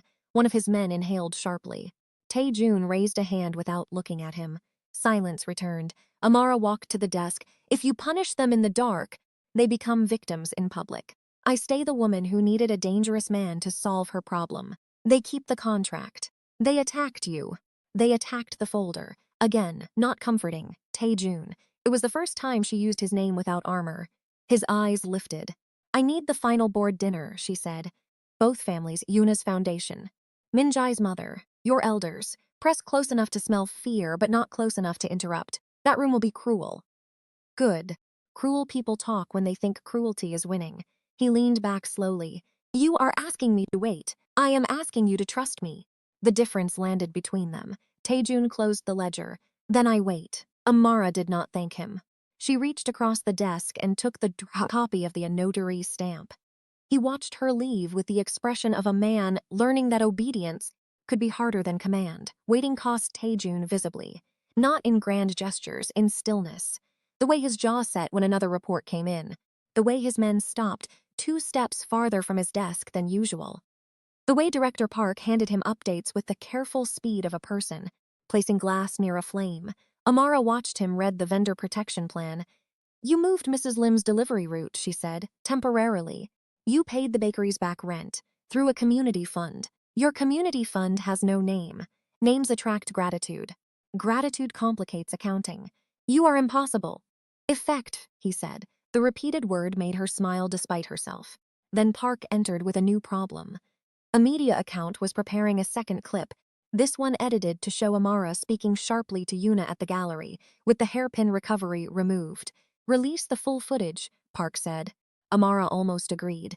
Almost, then she remembered the board dinner. No, let them post it. Tae-joon looked at her like she had suggested walking into traffic. Why? Because the account payment will connect to the same shell company if they use it twice. Park's face changed. It will. Then we need the second payment. Tae-joon said, you are baiting a smear against yourself. No, I am letting greedy people be consistent. He stared at her for a long moment. I dislike how good you are at this. That makes 2 of us.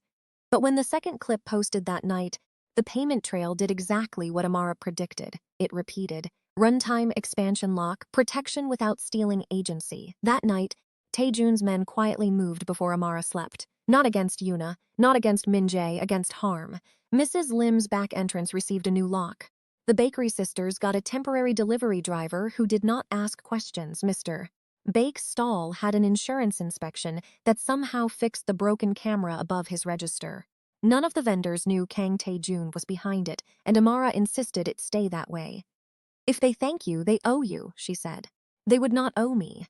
People like us always feel debt before rich people admit power. Tae-joon accepted that correction with no visible pride wound, which annoyed her because it left her with fewer reasons to distrust him.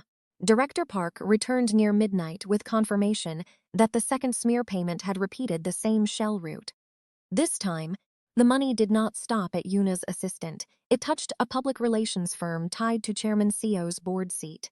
Park placed the printout on the desk. Now we have Seo. Amara studied the route. No. Now we have the person Seo is willing to sacrifice. Tae-joon looked at the page again.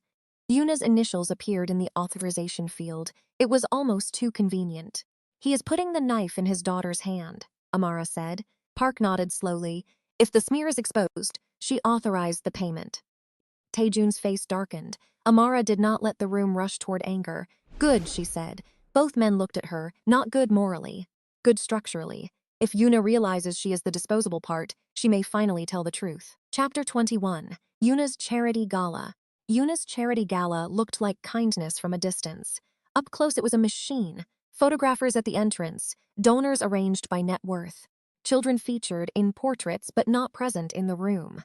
A stage backdrop reading future tables for Seoul, as if the city had been waiting for rich families to teach it how to eat. Amara arrived alone. That was deliberate. Yuna spotted her before the first toast and glided over with 3 women who had posted the old hotel bar photo. Amara, Yuna said, I admire your persistence. I admire your lighting budget. The women blinked. Yuna smiled anyway. Tae-joon lets you attend without him now? Let's, poor word choice, honest one. Min-jae appeared near the stage. He looked tired, which pleased Amara less than she expected. She had imagined satisfaction. Instead, she felt clarity. He was not a monster. He was worse in the way ordinary, weak people could be worse. He had chosen the easiest cruelty available and called it family duty. Yuna leaned closer. After tonight, the foundation transfer is complete. Take whatever dignity you still have and stop. Amara looked at the stage screen where her restaurant corridor renderings glowed under Yuna's logo. Those are my designs, prove it. Amara smiled then, not kindly. Thank you. Yuna's eyes narrowed. For what? For saying the quiet part near a microphone. Yuna glanced down. The donor badge on Amara's dress was recording audio for Director Park's legal archive. Engagement question. If someone steals your work and dares you to prove it, do you reveal proof immediately or let them keep talking? Amara let Yuna keep talking. The Gala's kindness machine had tears. At the entrance, women in white gloves handed donors small cards describing sponsored families. No last names, no real consent, just enough sadness to make wealthy people feel selected by goodness. On the wall, Yuna's foundation had printed the phrase, "Everyone deserves a seat." Amara almost stopped walking. Everyone deserves a seat. After moving hers near the kitchen, the audacity was so clean it became almost artistic. She adjusted the donor badge Director Park had modified and stepped under the lights. The badge recorded audio, yes, but Amara also used it as a mirror. Every time someone glanced at it, she remembered why she was there. Not to win an argument with Yuna. Not to make Min-jae jealous. To catch the people who believed public goodness could cover private theft. Yuna's speech began with a story about food bringing cultures together. Amara recognized the sentence. She had written it in her original proposal. In every city, Yuna said from the stage, the table tells us who belongs. Amara felt Tae-joon's absence behind her like a test she had chosen. She wanted to look for him. She did not. Yuna continued, our foundation will build tables for families who have never been invited. The audience applauded. Amara looked at the stage screen, her renderings, her vendor names removed, her language softened into charity. Then Yuna left the stage and walked straight toward her. You came alone, she said. Amara touched the badge once. No, I came prepared. Chapter 22. The Apology with Teeth. Min-jae found Amara behind the stage curtain. He had always preferred private corners for public damage. I need 5 minutes, he said. You used yours at dinner, please. The word sounded unfamiliar in his mouth. Amara stayed because Director Park needed his voice. She also stayed because part of her wanted to see what regret looked like when it ran out of mirrors. Min-jae held out a document. Sign this, and I can fix the narrative. Amara did not take it. That is not an apology. I am trying to protect you from the theft you helped stage. His face tightened. You do not understand what Yuna's father can do, then tell me. He lowered his voice.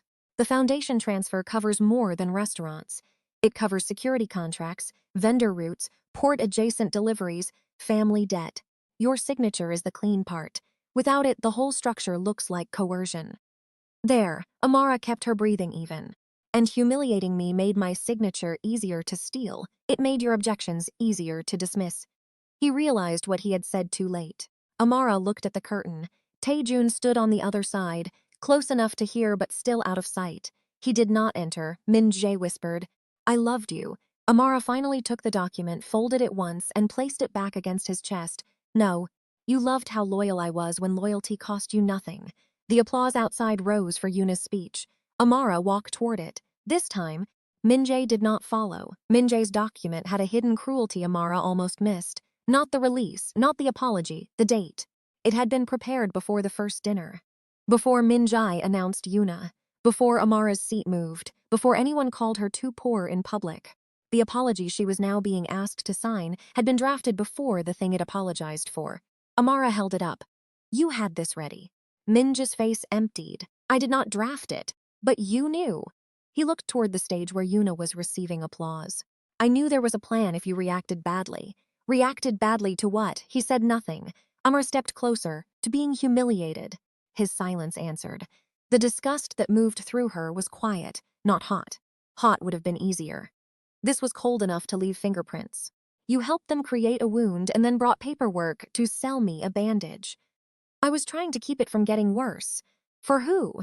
He looked at her then, desperate. I am not like them. That was the lie weak people loved most. I am not like them, said while carrying their envelopes. I am not like them, said after letting them use your mouth. I am not like them, said because being a smaller kind of coward felt like innocence. Min-jae, Amara said, you are exactly what they needed you to be. The stage applause faded. Yuna's voice approached from the other side of the curtain. Amara placed the dated document into her clutch. Now the final dinner had a new exhibit. Chapter 23, The Rain Ledger. The Rain Ledger was not poetic. It was ugly in the precise way truth often is. Names, dates, payments, dinner seating changes, media account purchases, a bonus for poverty narrative amplification, a transfer to Nia, a transfer to Mrs. Han's assistant, a transfer to the gallery aide.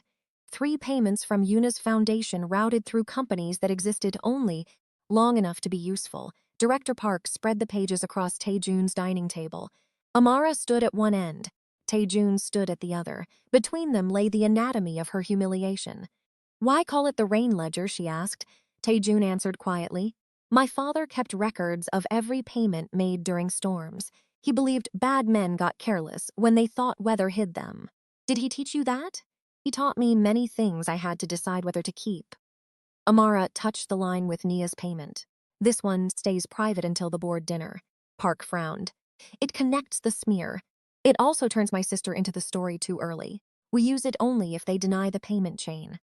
Tae-joon nodded. No argument. That restraint was starting to do dangerous things to Amara's heart. "You know," she said, "most men with your reputation would enjoy commanding this. Most men with my reputation are boring." She looked up. There it was again, almost a smile. "Tae-joon, yes?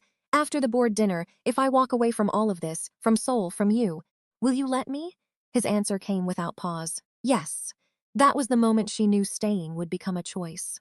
The rain ledger explained the weather of the whole story. The first storm payment happened the night before Amara's seat was moved. A small transfer to the hotel manager's discretionary account. The second happened during the gala preview, routed to Yuna's assistant. The third hit Nia's account while rain crossed Los Angeles in a different time zone. Tae-joon's father had been right about one thing. People did get careless under weather, but Amara saw something else. Why is Mrs. Han's office receiving money from Yuna's foundation and not Chairman Seo directly?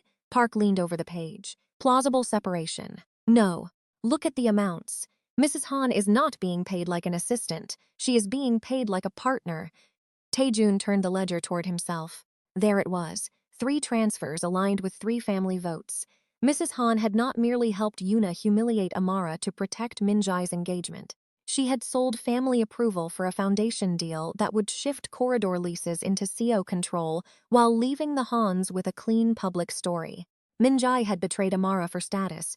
Mrs. Han had betrayed everyone for position. "Does Tae-joon know?" Park asked, then realized he had spoken aloud. Amara looked at Tae-joon. His expression said he had suspected, not known. That difference mattered. "Your family is in this deeper than you said," Amara said. "Yes. Do you still want the truth if it burns them?" Tae-joon did not look away. Especially then. The answer was good. It was also dangerous. Burning families through sparks. Runtime expansion lock. The ledger points beyond romance. One line in the rain ledger did not fit. It was smaller than the others. Too small for a bribe. Too specific for an accident. A payment to a translation service attached to a notarized English statement. Amara pointed to it. "What is this?" Director Park frowned. "Statement preparation." "For who?" Park checked the appendix, then went still. The statement was supposed to be Amara's. Written in English first, then translated into Korean. Prepared before anyone had asked her to sign anything.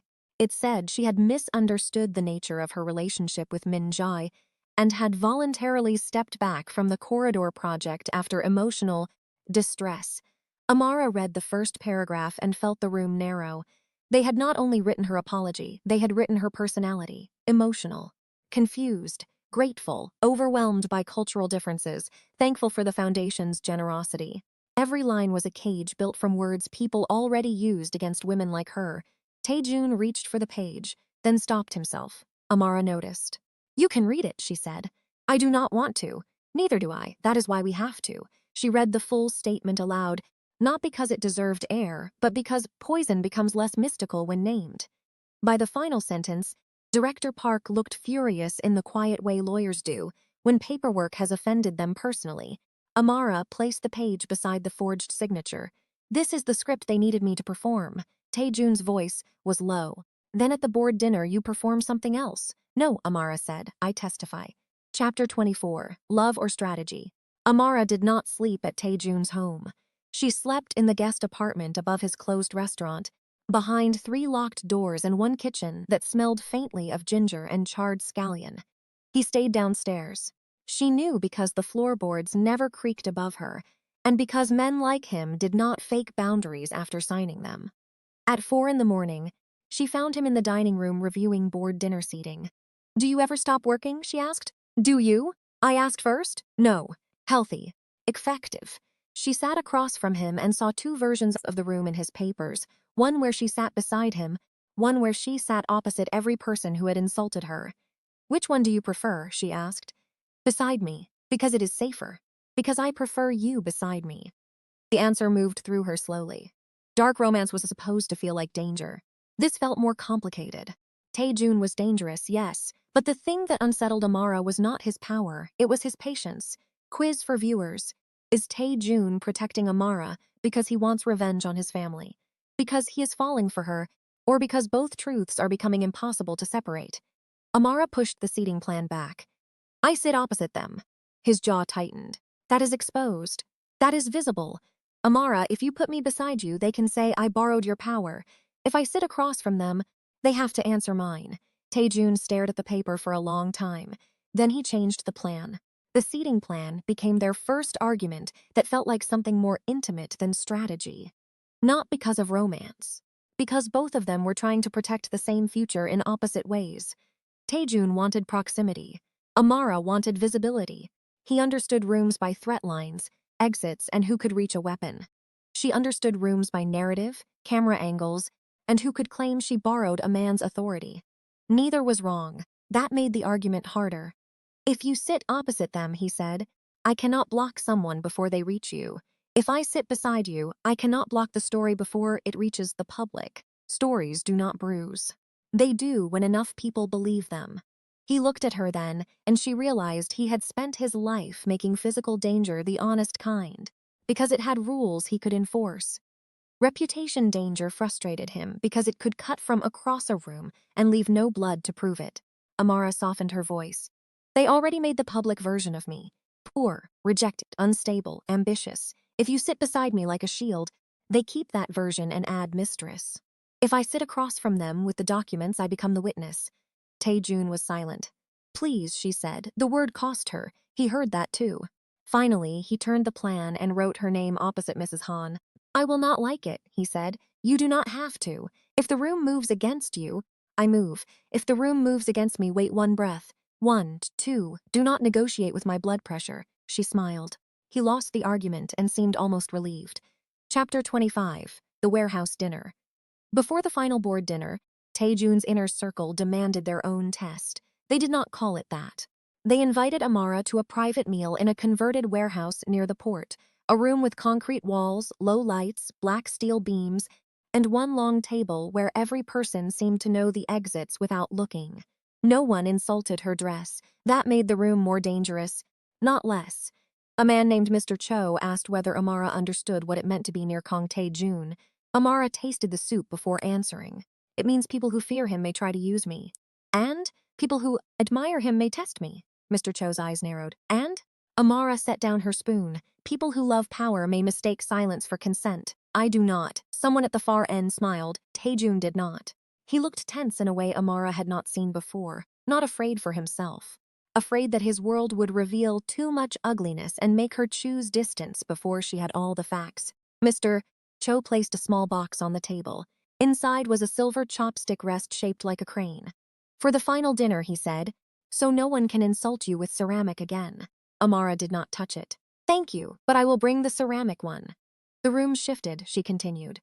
"I do not need them to pretend they respected me. I need them to remember they did not." Tae-joon's expression changed. This time, everyone saw it. The warehouse dinner revealed what Tae-joon had been protecting her from. Not violence exactly. The expectation of violence. Every person at that table had learned to communicate through what might happen if words failed. That pressure lived under the meal like a second floor. Amara understood why outsiders became decoration in such rooms. Decoration did not challenge the architecture. Mr. Cho tested her with politeness first. "Do you know what people say about women who enter our world through wounded men?" Amara lifted her spoon. "That they should have charged more." 2 men looked down to hide smiles. Cho did not. They say such women become liabilities. Then people in your world need better accountants. A liability drains value. I brought evidence. Tae-joon covered his mouth with one hand, not quite fast enough. Cho saw it. That was the real shift at the table. Not Amara's answer, but Tae-joon's reaction to it. The room had expected him protective, possessive, maybe entertained. They had not expected him proud. A woman at the far end named Ms. Jang spoke next. If you win, what do you want? Amara appreciated the question because it skipped pity. The corridor returned. Vendor contracts corrected. Public retraction. My sister out of their payment chain. And no story that says I was saved by a man when I came with the documents myself. Ms. Jang looked at Tae-joon. You hear that? I heard her the first time. Cho leaned back. Then maybe she does understand the table. Amara placed her spoon down. No. I understand why tables make people careless. Chapter 26. Amara refuses the seat bought for her. Mr. Cho did not like being refused. You think pride protects you, he asked. No, Amara said. Proof does. Proof burns, then make copies. A short laugh moved down the table before anyone could stop it. Mr. Cho leaned back. You speak boldly in another person's house. Amara looked at the concrete walls, the polished table, the men pretending this was only dinner. That is what everyone keeps getting wrong.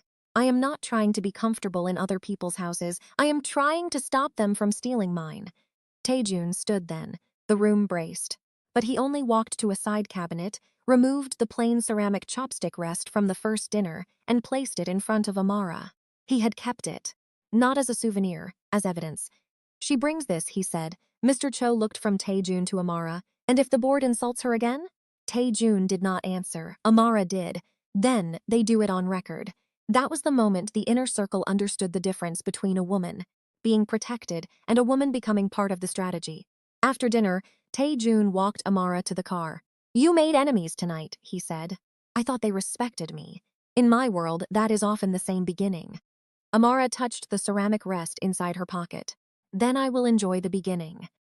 After the warehouse dinner, Tae-joon showed Amara the room where his family kept old agreements. It was not dramatic, no wall of weapons, no red lights, just shelves, sealed boxes, and a locked archive table where decades of signatures had turned into quiet leverage. Paper, Amara thought, was the true family weapon. Guns threatened the body. Paper threatened the future. Tae-joon opened one box and removed the original protection agreement between the Kang and Han families. My father signed this with Mrs. Han's father, he said. Amara read the clause he indicated. Mutual protection over port-adjacent hospitality routes. The restaurant corridor touches those routes. So Yuna's charity does not only steal small business leases, it changes who controls the route. Yes, that single word expanded the whole story again. Now Amara understood why Tae-joon had entered the first ballroom. Not because he saw an insult and felt noble, because the insult had happened inside a territory dispute disguised as engagement politics. She should have felt used. Instead, she felt more alert.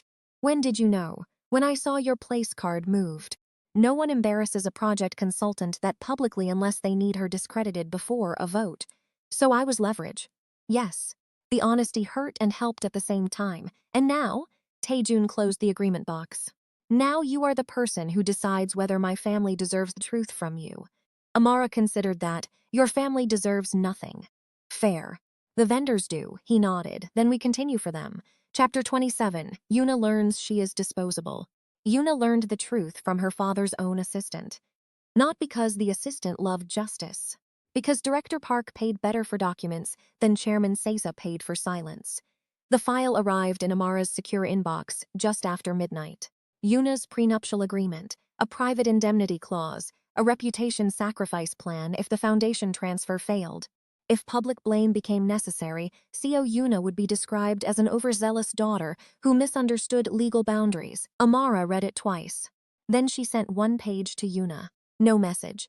Yuna called 7 minutes later. Where did you get this? From someone less loyal than you hoped. This is fake. Then ignore it. Silence. Amara could hear Yuna breathing. For the first time, the rival sounded young. He would not do that to me, Yuna said. Amara almost laughed, but cruelty would have been too easy. Yuna, your father built a charity to steal leases from working families and used your engagement to decorate it. Why would you be the one person he refused to use? The line went quiet again. When Yuna spoke, her voice had lost its shine. What do you want? The original foundation board memo. And what do I get? Amara looked at Tae-joon across the room. He gave no signal, her choice. You get the chance to be more than the woman who smiled while they called me poor. Yuna hated that, but she did not hang up. Yuna did not become sympathetic because she was disposable. Amara was careful with that. A woman can be used and still be cruel. A daughter can be trapped by her father and still choose to harm another woman for applause. The audience needed that distinction because easy redemption would cheapen the damage. Yuna's fear explained her. It did not clean her. When Yuna called, Amara let silence do something.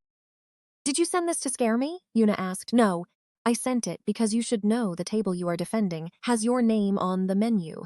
You think you are better than me.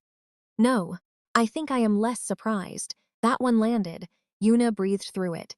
My father says women like us survive by choosing the strongest protection. Women like us? Do not pretend you do not know what I mean. Amara did know. The part of Yuna that had spent her life polished into a family asset. The part that understood rooms where men negotiated around women while praising them as symbols. But Yuna had tried to escape that by stepping on someone with less inherited protection. You chose wrong, Amara said. I chose what was available. No, you chose what cost you the least. Silence again. Yuna said, if I help you, you will still expose me. Yes. At least lie. You have enough liars. Yuna's laugh was bitter and small. Fine, then I want one thing. What? When you expose me. Expose why I was useful too. Amara looked at the disposable daughter memo on her desk. Bring proof, she said. Chapter 28. The enemy who wants a deal. Yuna met Amara in a closed tea room with no photographers. That alone felt like defeat to her. She arrived in gray instead of silk, diamonds still on her hand, pride still doing most of the walking. Amara brought Director Park. Yuna brought no one. I am not apologizing, Yuzin for first before sitting. I did not come for performance. Yuna placed a drive on the table. Original board memo, my father's voice, Mrs. On's office. Min-jae knew more than he pretended. Amara did not reach for it. Why give it to me? Because if this collapses, I am the easiest woman to blame. That is not remorse. No, it is useful. Yes. Amara appreciated the honesty more than she wanted to.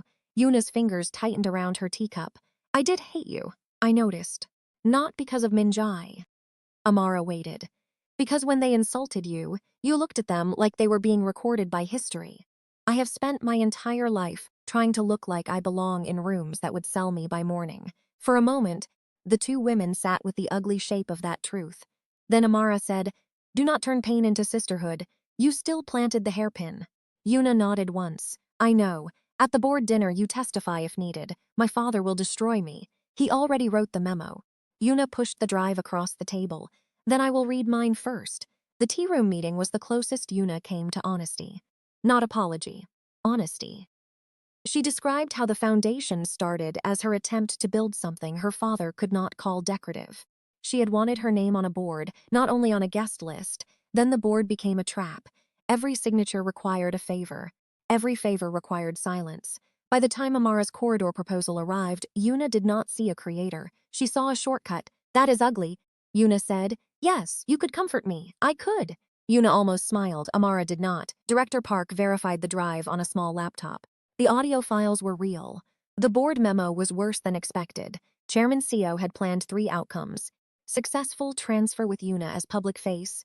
Contested transfer with Amara discredited.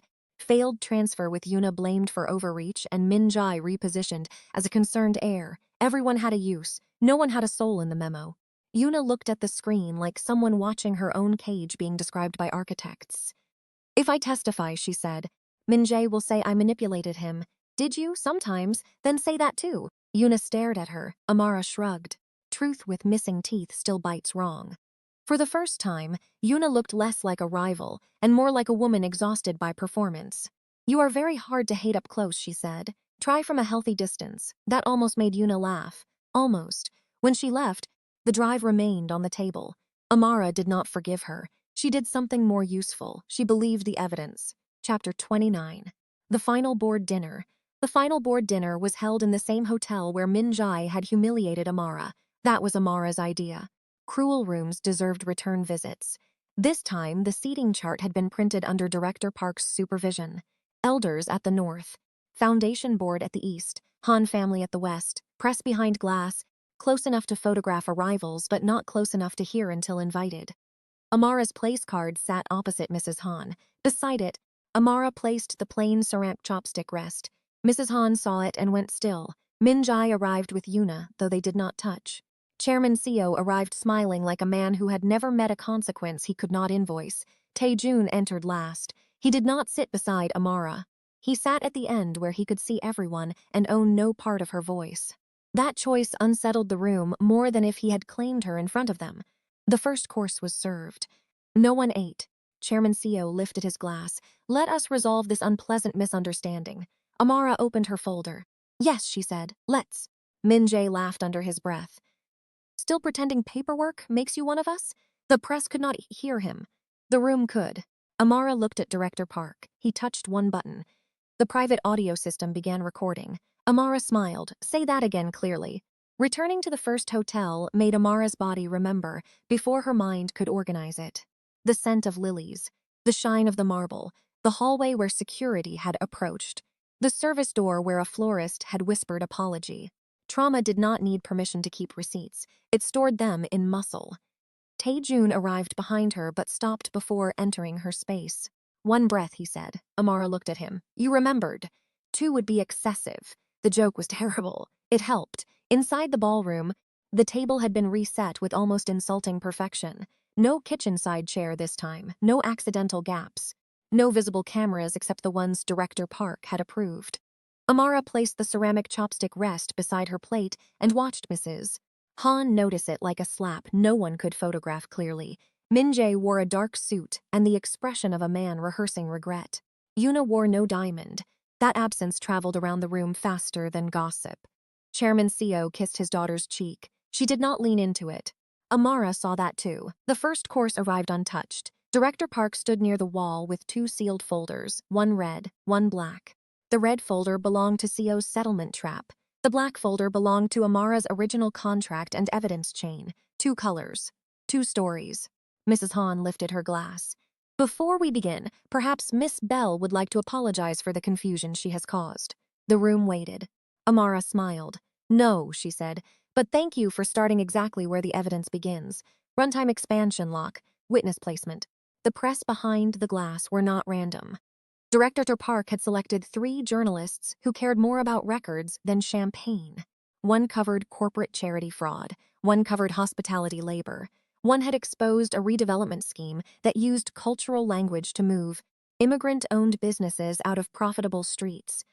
They could not hear the dinner yet, but they could see who arrived, who sat where, and who left shaken. Amara had insisted on one more witness, Mrs. Lim, not in the room, that would have been cruel, but in the hotel cafe downstairs with the bakery sisters and Mr. Bake, watching the secure feed Park had arranged. If Amara won, they would see the moment their leases came back. If she lost, they would know exactly who had taken them. Tae-joon had objected once. That exposes them emotionally. They are already exposed financially, Amara said. Do not make protection another locked door. He had listened. Now, as Amara sat opposite Mrs. Han, she thought of Mrs. Lim downstairs with both hands around tea, probably pretending not to cry. That image steadied her more than Tae-joon's presence could. The fight was not abstract. It had faces outside the ballroom waiting to learn whether rich people would be allowed to rename theft as progress. Mrs. Hans lifted her glass. Amara touched the ceramic rest. The first time it had marked exclusion. Tonight it marked the exhibit. Chapter 30, The Second Insult. Min-jae should have stopped. But weak men often mistake the first silence for permission. He leaned back and looked at Amara's ceramic chopstick rest. You brought that thing back? Still trying to turn embarrassment into importance? Mrs. Han whispered. Min-jae. He ignored her. My mother was right. You were too poor to sit with us, and now you are too proud to leave. The room held its breath. Amara did not look at Tae-joon. That mattered. She looked at Min-jae with the calm she had earned the hard way. Thank you. His face changed. For what? For repeating the motive. Director Park stood and opened the first screen. The service hallway footage appeared, Mrs. Han's assistant moving Amara's place card before the announcement. Then the gallery footage, the pearl hairpin taped beneath the flower stand. Then Nia's payment chain, with her name partially shielded but the payer visible. Then the foundation transfer with Amara's copied signature. Chairman Seo set down his glass. Amara heard the press shift behind the glass. She lifted the red folder. You needed me publicly ashamed before I could say this signature was not mine. Yuna closed her eyes. Min-jae said, this is out of context. Amara turned a page. Good. I brought context. Tae-joon remained silent at the end of the table for once. The most dangerous man in the room was not the point. The second insult was not identical to the first. It was worse because it knew it was being watched. Min-jae stood with both hands on the table, performing restraint for the elders. Amara, no one here denies you worked hard. But working near a family is not the same as belonging to one. Mrs. Han's mouth tightened. She had trained him well. Start with praise, move to boundary, make exclusion sound like order. Amara let him continue. You were hurt, he said. I understand that. But this campaign against my family, against Yuna's foundation, against my uncle's alliances has become unhealthy. Unhealthy. There it was, the new version of drunk, unstable, obsessed. The language had changed outfits, but the body was the same. And what do you suggest? Amara asked. Min-jae looked relieved, as if dialogue meant control. Sign the release. Accept compensation. Let everyone move forward. Forward to where? A place where this does not destroy more lives. Yuna made a small sound. It might have been disbelief. It might have been disgust. Chairman Seo said, Miss Bell, you are not equipped to understand the scale of what you are disrupting. Amara turned to him. Try me. He smiled. This is not a service job where persistence earns a tip. The words settled over the table. Two poor had returned in a suit. Tae-joon did not move. Amara appreciated him for that more than for any threat. She opened the black folder. Then let us discuss who has been serving whom. Chapter 31. Amara opens the folder. The folder contained 4 sections. Amara named them one by one. First, the seating insult, planned before I entered the room. The footage froze on Mrs. Han's assistant holding Amara's place card. Second, the reputation smear, paid through Seo Foundation accounts and distributed through gossip pages using private material bought from my family. Mrs. Han looked relieved at the word family, as if she could already see a way to make Amara messy. Amara did not give it to her. My family betrayal is mine to handle. Your payments are public. The relief vanished. Third, the planted theft accusation at the gallery. The assistant's confession played, voice trembling through the speakers. Yuna stared at the table. Fourth, the foundation transfer. My signature was copied onto a donation release that would move my restaurant corridor designs, vendor relationships, and community lease work under Seo Yuna's charity. Chairman Seo said, those documents are privileged. Tae-joon spoke at last. Not after you used my table to launder them. The room went cold. Amara continued. Min-jae admitted the purpose backstage at Yuna's gala. The humiliation made my objections easier to dismiss. The audio played. Min-jae's own voice filled the room. It made your objections easier to dismiss. No one rescued him from the silence after that. Engagement question. What would you do if the person who humiliated you accidentally explained the whole crime in his own words? Amara knew what she would do. She would let him hear himself. Amara did not dump every document at once. That would have been satisfying and stupid. She built the chain the way the humiliation had been built, one piece at a time, each piece making the next impossible to dismiss. First, the original seating chart with her name beside Min-jae. Second, the hallway footage still showing Mrs. Han's assistant moving the card. Third, the time-stamped message from that assistant to Yuna. Fourth, the first gossip payment, labeled Poverty Narrative Amplification. The room shifted at that phrase. People could ignore cruelty. They struggled more with invoices for cruelty. Amara continued. Fifth, the Pearl Hairpin inventory record. Sixth, the gallery footage. Seventh, the assistant statement. Eighth, Nia's messages. Redacted except for the payment source because Amara refused to let her sister become the main spectacle. Mrs. Han said, this is selective. Yes, Amara said, selected for relevance, unlike the clip of me being humiliated, which was selected for cowardice. Director Park placed copies before the elders. Chairman Seo tried to stand. Tae-joon's voice stopped him. Sit, not loud, not theatrical, final. Chairman Seo sat. Amara then opened the red folder. This settlement was handed to me after Miss Seo's hairpin accusation failed. It asks me to say I voluntarily donated my work product, but the apology statement inside is dated before the first dinner. Yuna closed her eyes. Min-jae stared at the table. Amara looked at him. You planned my apology before you gave me the wound. Chapter 32. The 85% reveal. The truth was not that Min-jae left Amara for a rich woman. That was only the performance. The truth was that Amara's work had become the clean doorway into a dirty transfer. Her restaurant corridor connected small family kitchens, market vendors, delivery routes, private dining clients, and leases that older families wanted but could not seize without looking predatory. Yuna's foundation gave the theft a halo, Min-jae's engagement gave it romance, Amara's humiliation gave it a defense. If the black woman looked desperate, jealous, poor, unstable, and rejected, then her signature dispute could be dismissed as revenge. If she looked like the kind of woman who never belonged, then powerful people could say she had invented ownership because she could not accept losing a man. Mrs. Han had moved the seat to create the image. Yuna had spread the records to give the image language. Min-jae had delivered the insult to make the image memorable. Chairman Seo had built the contract underneath it all. Amara stood at the table with the ceramic chopstick rest beside her hand. You called me too poor to sit with you because poverty was the story you needed. Not the truth, the story. She looked at Min-jae.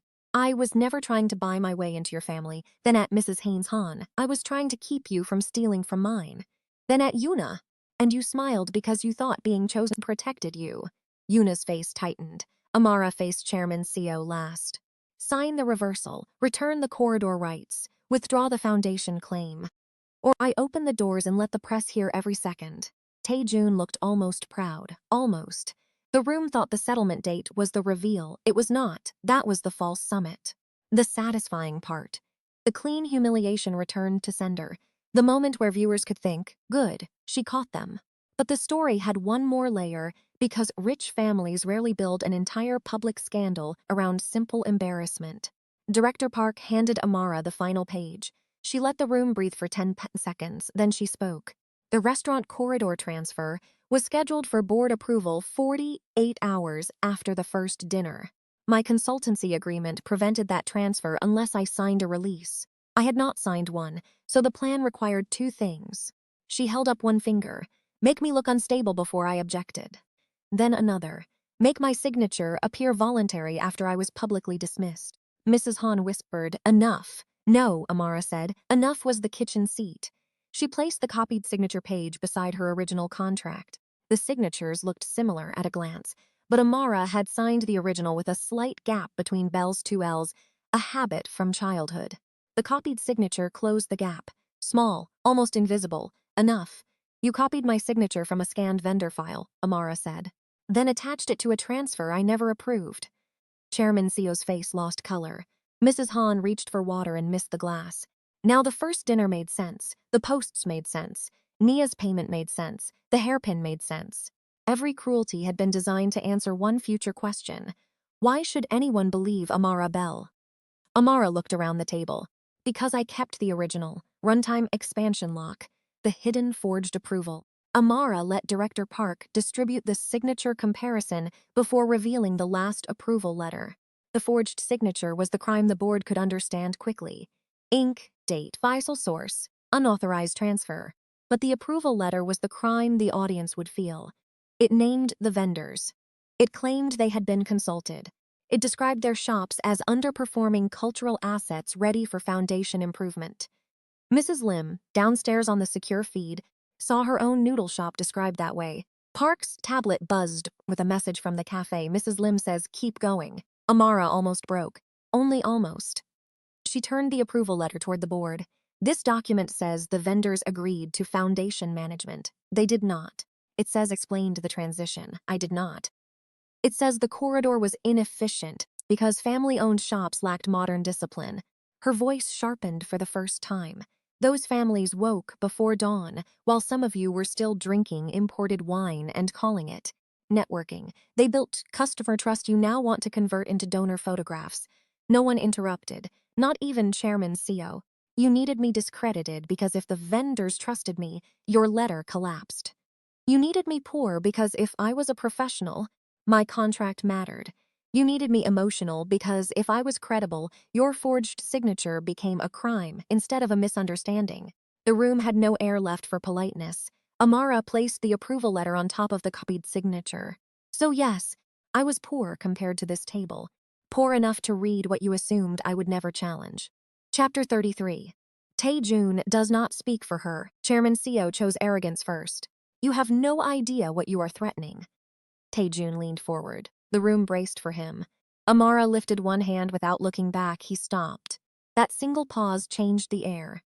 People had expected the Mafia boss to finish the fight.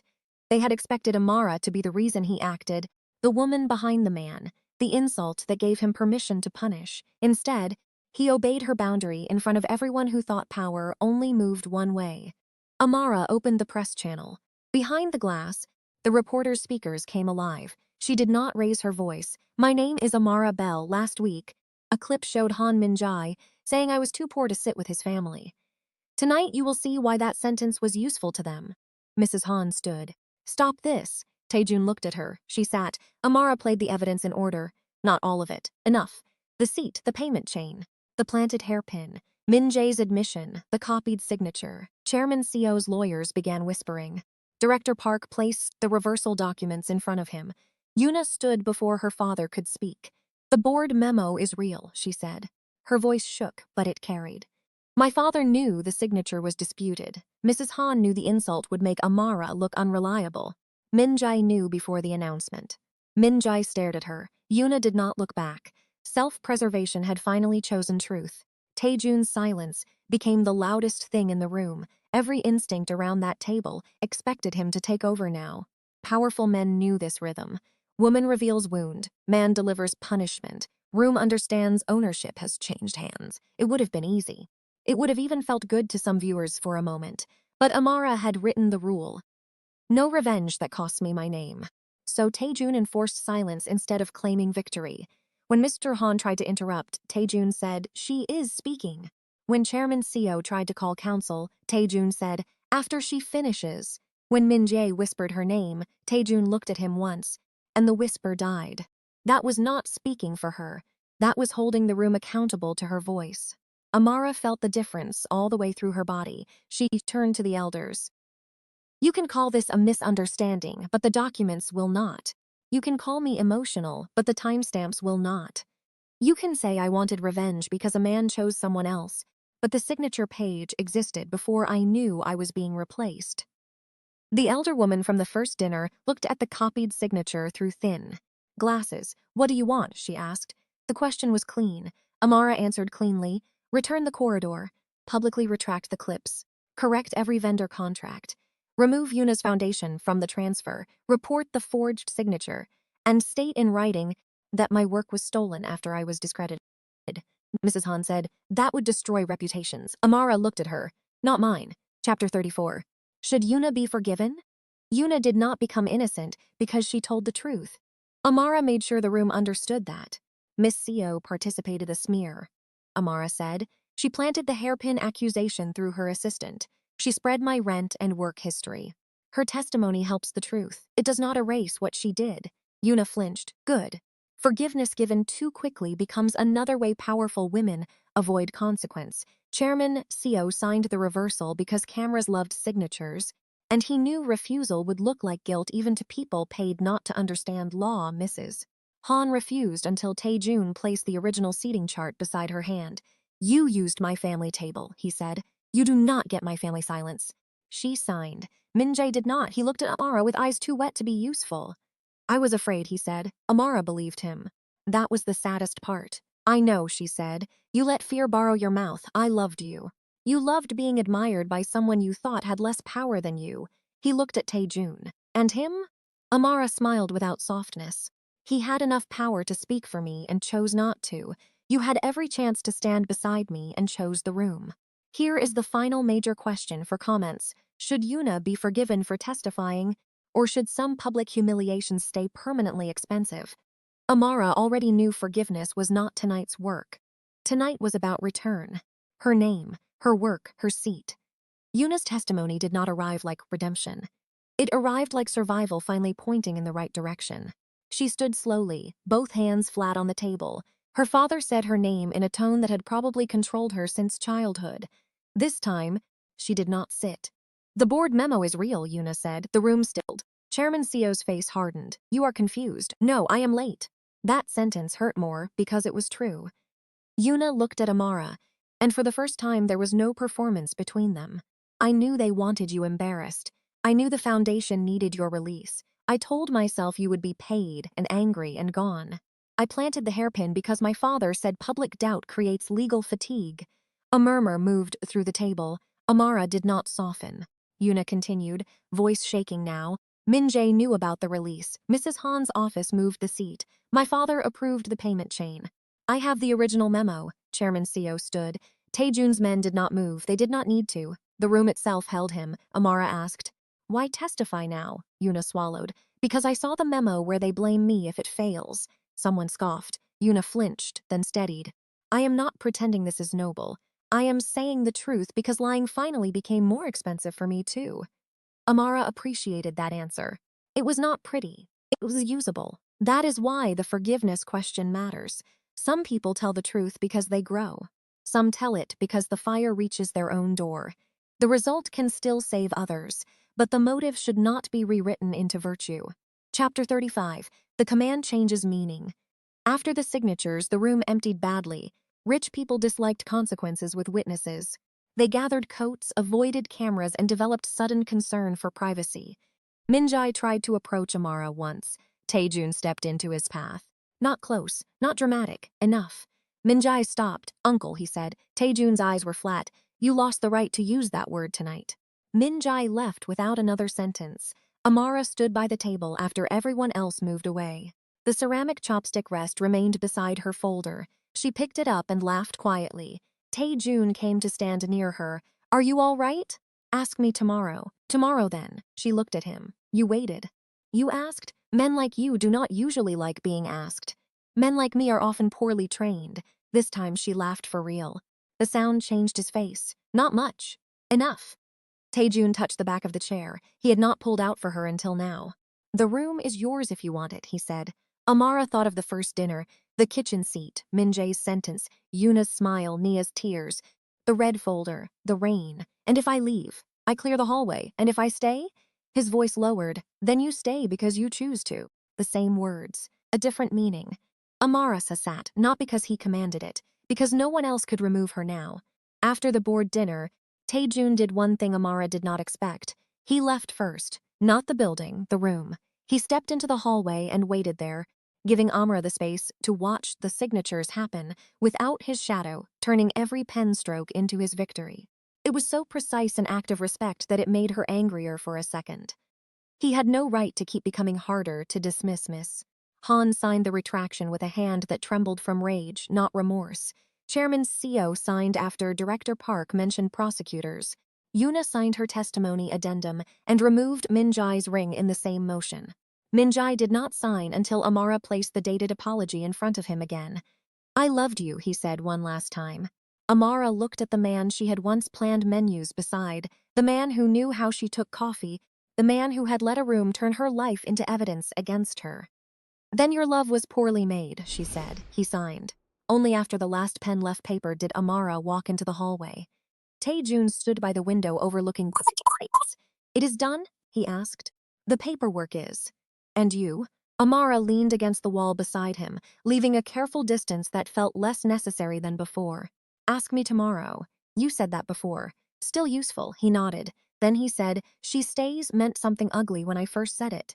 Amara turned. What did it mean? No one removes her without my permission. And now, his voice changed. No one keeps her without hers. Chapter 36. She chose the room. 3 weeks later, the restaurant corridor reopened under Amara Bell's name, not Yuna's foundation, not Han Meridian, not a charity board full of people who thought working families needed rescuing by theft. Amara's name, tied to vendor agreements that paid fairly, leases restored to the small owners who had trusted her, and a legal wall director Park called unusually aggressive with something close to affection. Nia came to Seoul for the opening. Amara did not hug her at the airport. She did meet her. That was all either of them could honestly carry at first. "I am sorry," Nia said. "I know." "Is that enough?" "No." Nia nodded, crying quietly. Amara handed her a folder. "Then start with the truth. All of it. No edits." That was mercy with a spine. At the opening dinner, Tae-joon arrived late, as powerful men did when they wanted people to remember they had choices. But he came through the public entrance, not the private hall, no guards at his shoulder. No command in his mouth. He brought flowers in a color Amara had never worn, which meant he had not asked a stylist. He had guessed. Badly. She loved them anyway. "You look pleased with yourself," she said. "I survived your corridor opening without threatening anyone. Growth. Painful."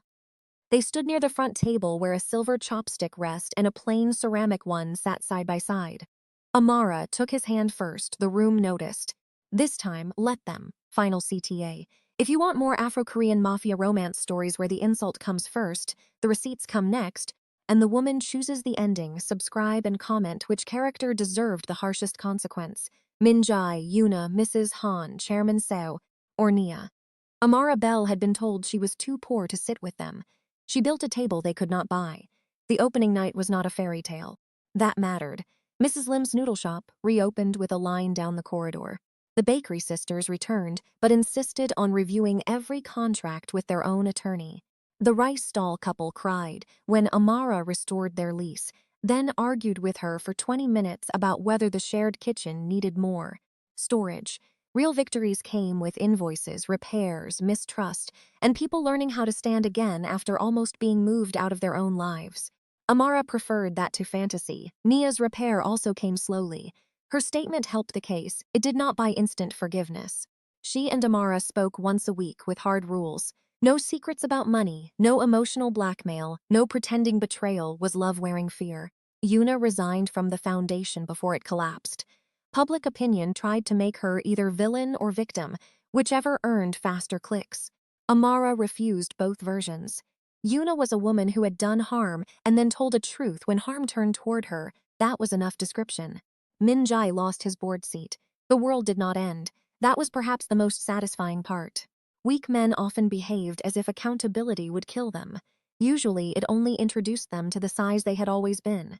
And Tae-joon? He came to the corridor opening without guards visible, though Amara knew better by now. He stood near the entrance and let people approach him like he was only a man in a suit, carrying unfortunate flowers. Amara took the flowers. "These are the wrong color," she said. "I know. You knew and brought them anyway? I am practicing imperfection." "Painful?" "Very," she laughed. And he looked at her like the sound had opened a door no ledger could unlock. At the front table sat 2 chopstick rests, one silver crane, one plain ceramic. Amara placed the ceramic in front of herself, not as a wound but as proof of distance traveled. Tae-joon sat only after she did. No command, no rescue, choice. Runtime expansion lock, final engagement, and next video bridge. The corridor opening did not erase the first dinner. It answered it. At the end of the night, after the last guest left and the vendors began stacking chairs, Amara stood alone beside the front table. The ceramic rest sat in her palm, warm from the room. She thought about how small it had looked beside the silver cranes. How easily a room could turn an object into a verdict. Then Mrs. Lim came over with a cloth bag. "For you," she said. Inside was a new chopstick rest. Handmade ceramic, glazed deep green, with a thin silver line through the center. Not plain, not pretending to be silver both.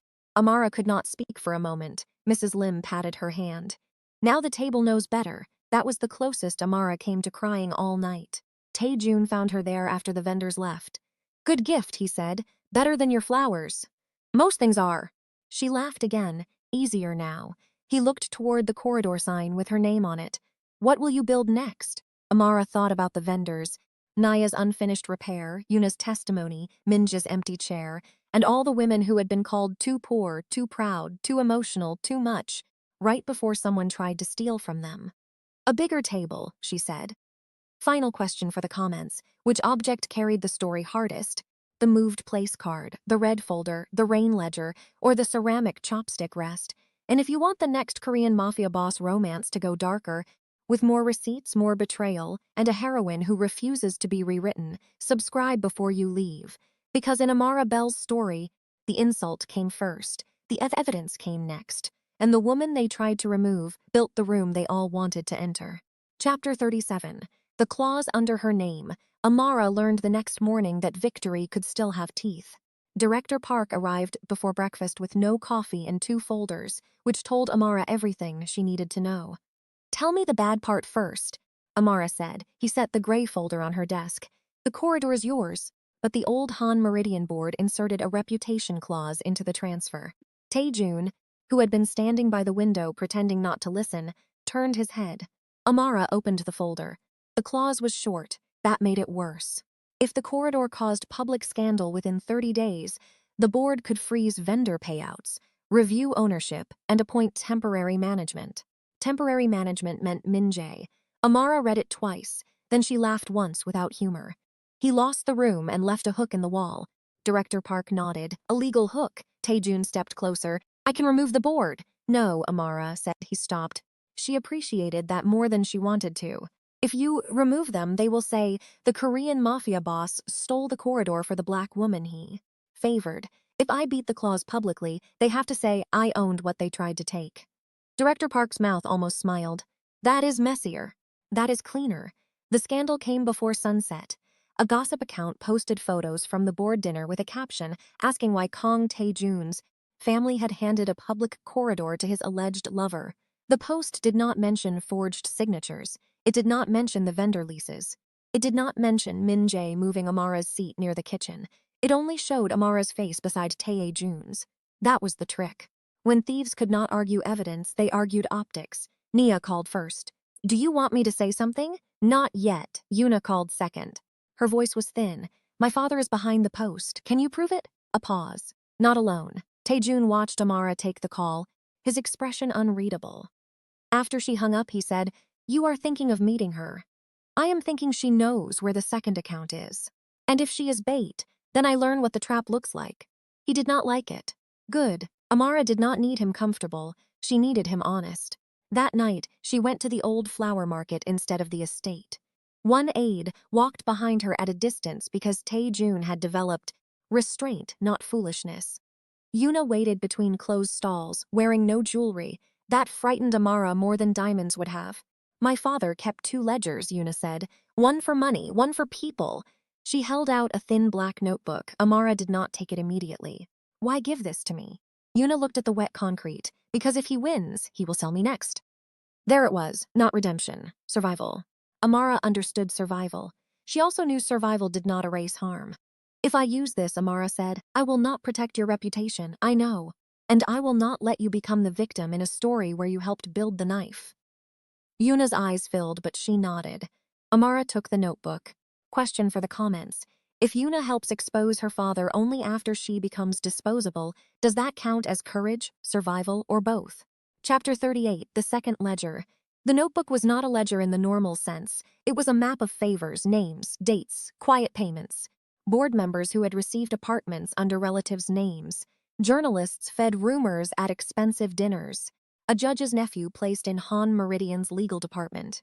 A charity auditor sent on a silent vacation 2 days before the foundation filed its clean report. No single page looked explosive. Together, they explained why the room had obeyed the wrong people for years. Amara spread the pages across the restaurant corridor's back office, while Tae-joon stood on the other side of the desk, reading without touching. This is not enough for court, he said. No, but enough to scare everyone named in it, exactly. His gaze lifted to hers. What do you want? That question had changed since the first night. Back then, it meant how much revenge could she stomach. Now it meant what kind of power would she choose when power finally listened. Amara tapped 3 names.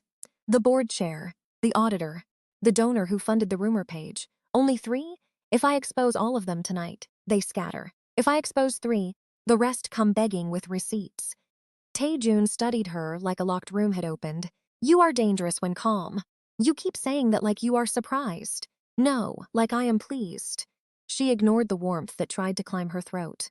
Director Park arranged the meeting for the next morning in a private room above the corridor, not a ballroom, not the Kang estate.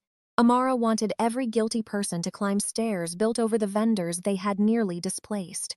The board chair arrived first, offended by the lack of ceremony. Miss Bell, this is becoming unhealthy, he said. Amara placed 1 page from the notebook in front of him.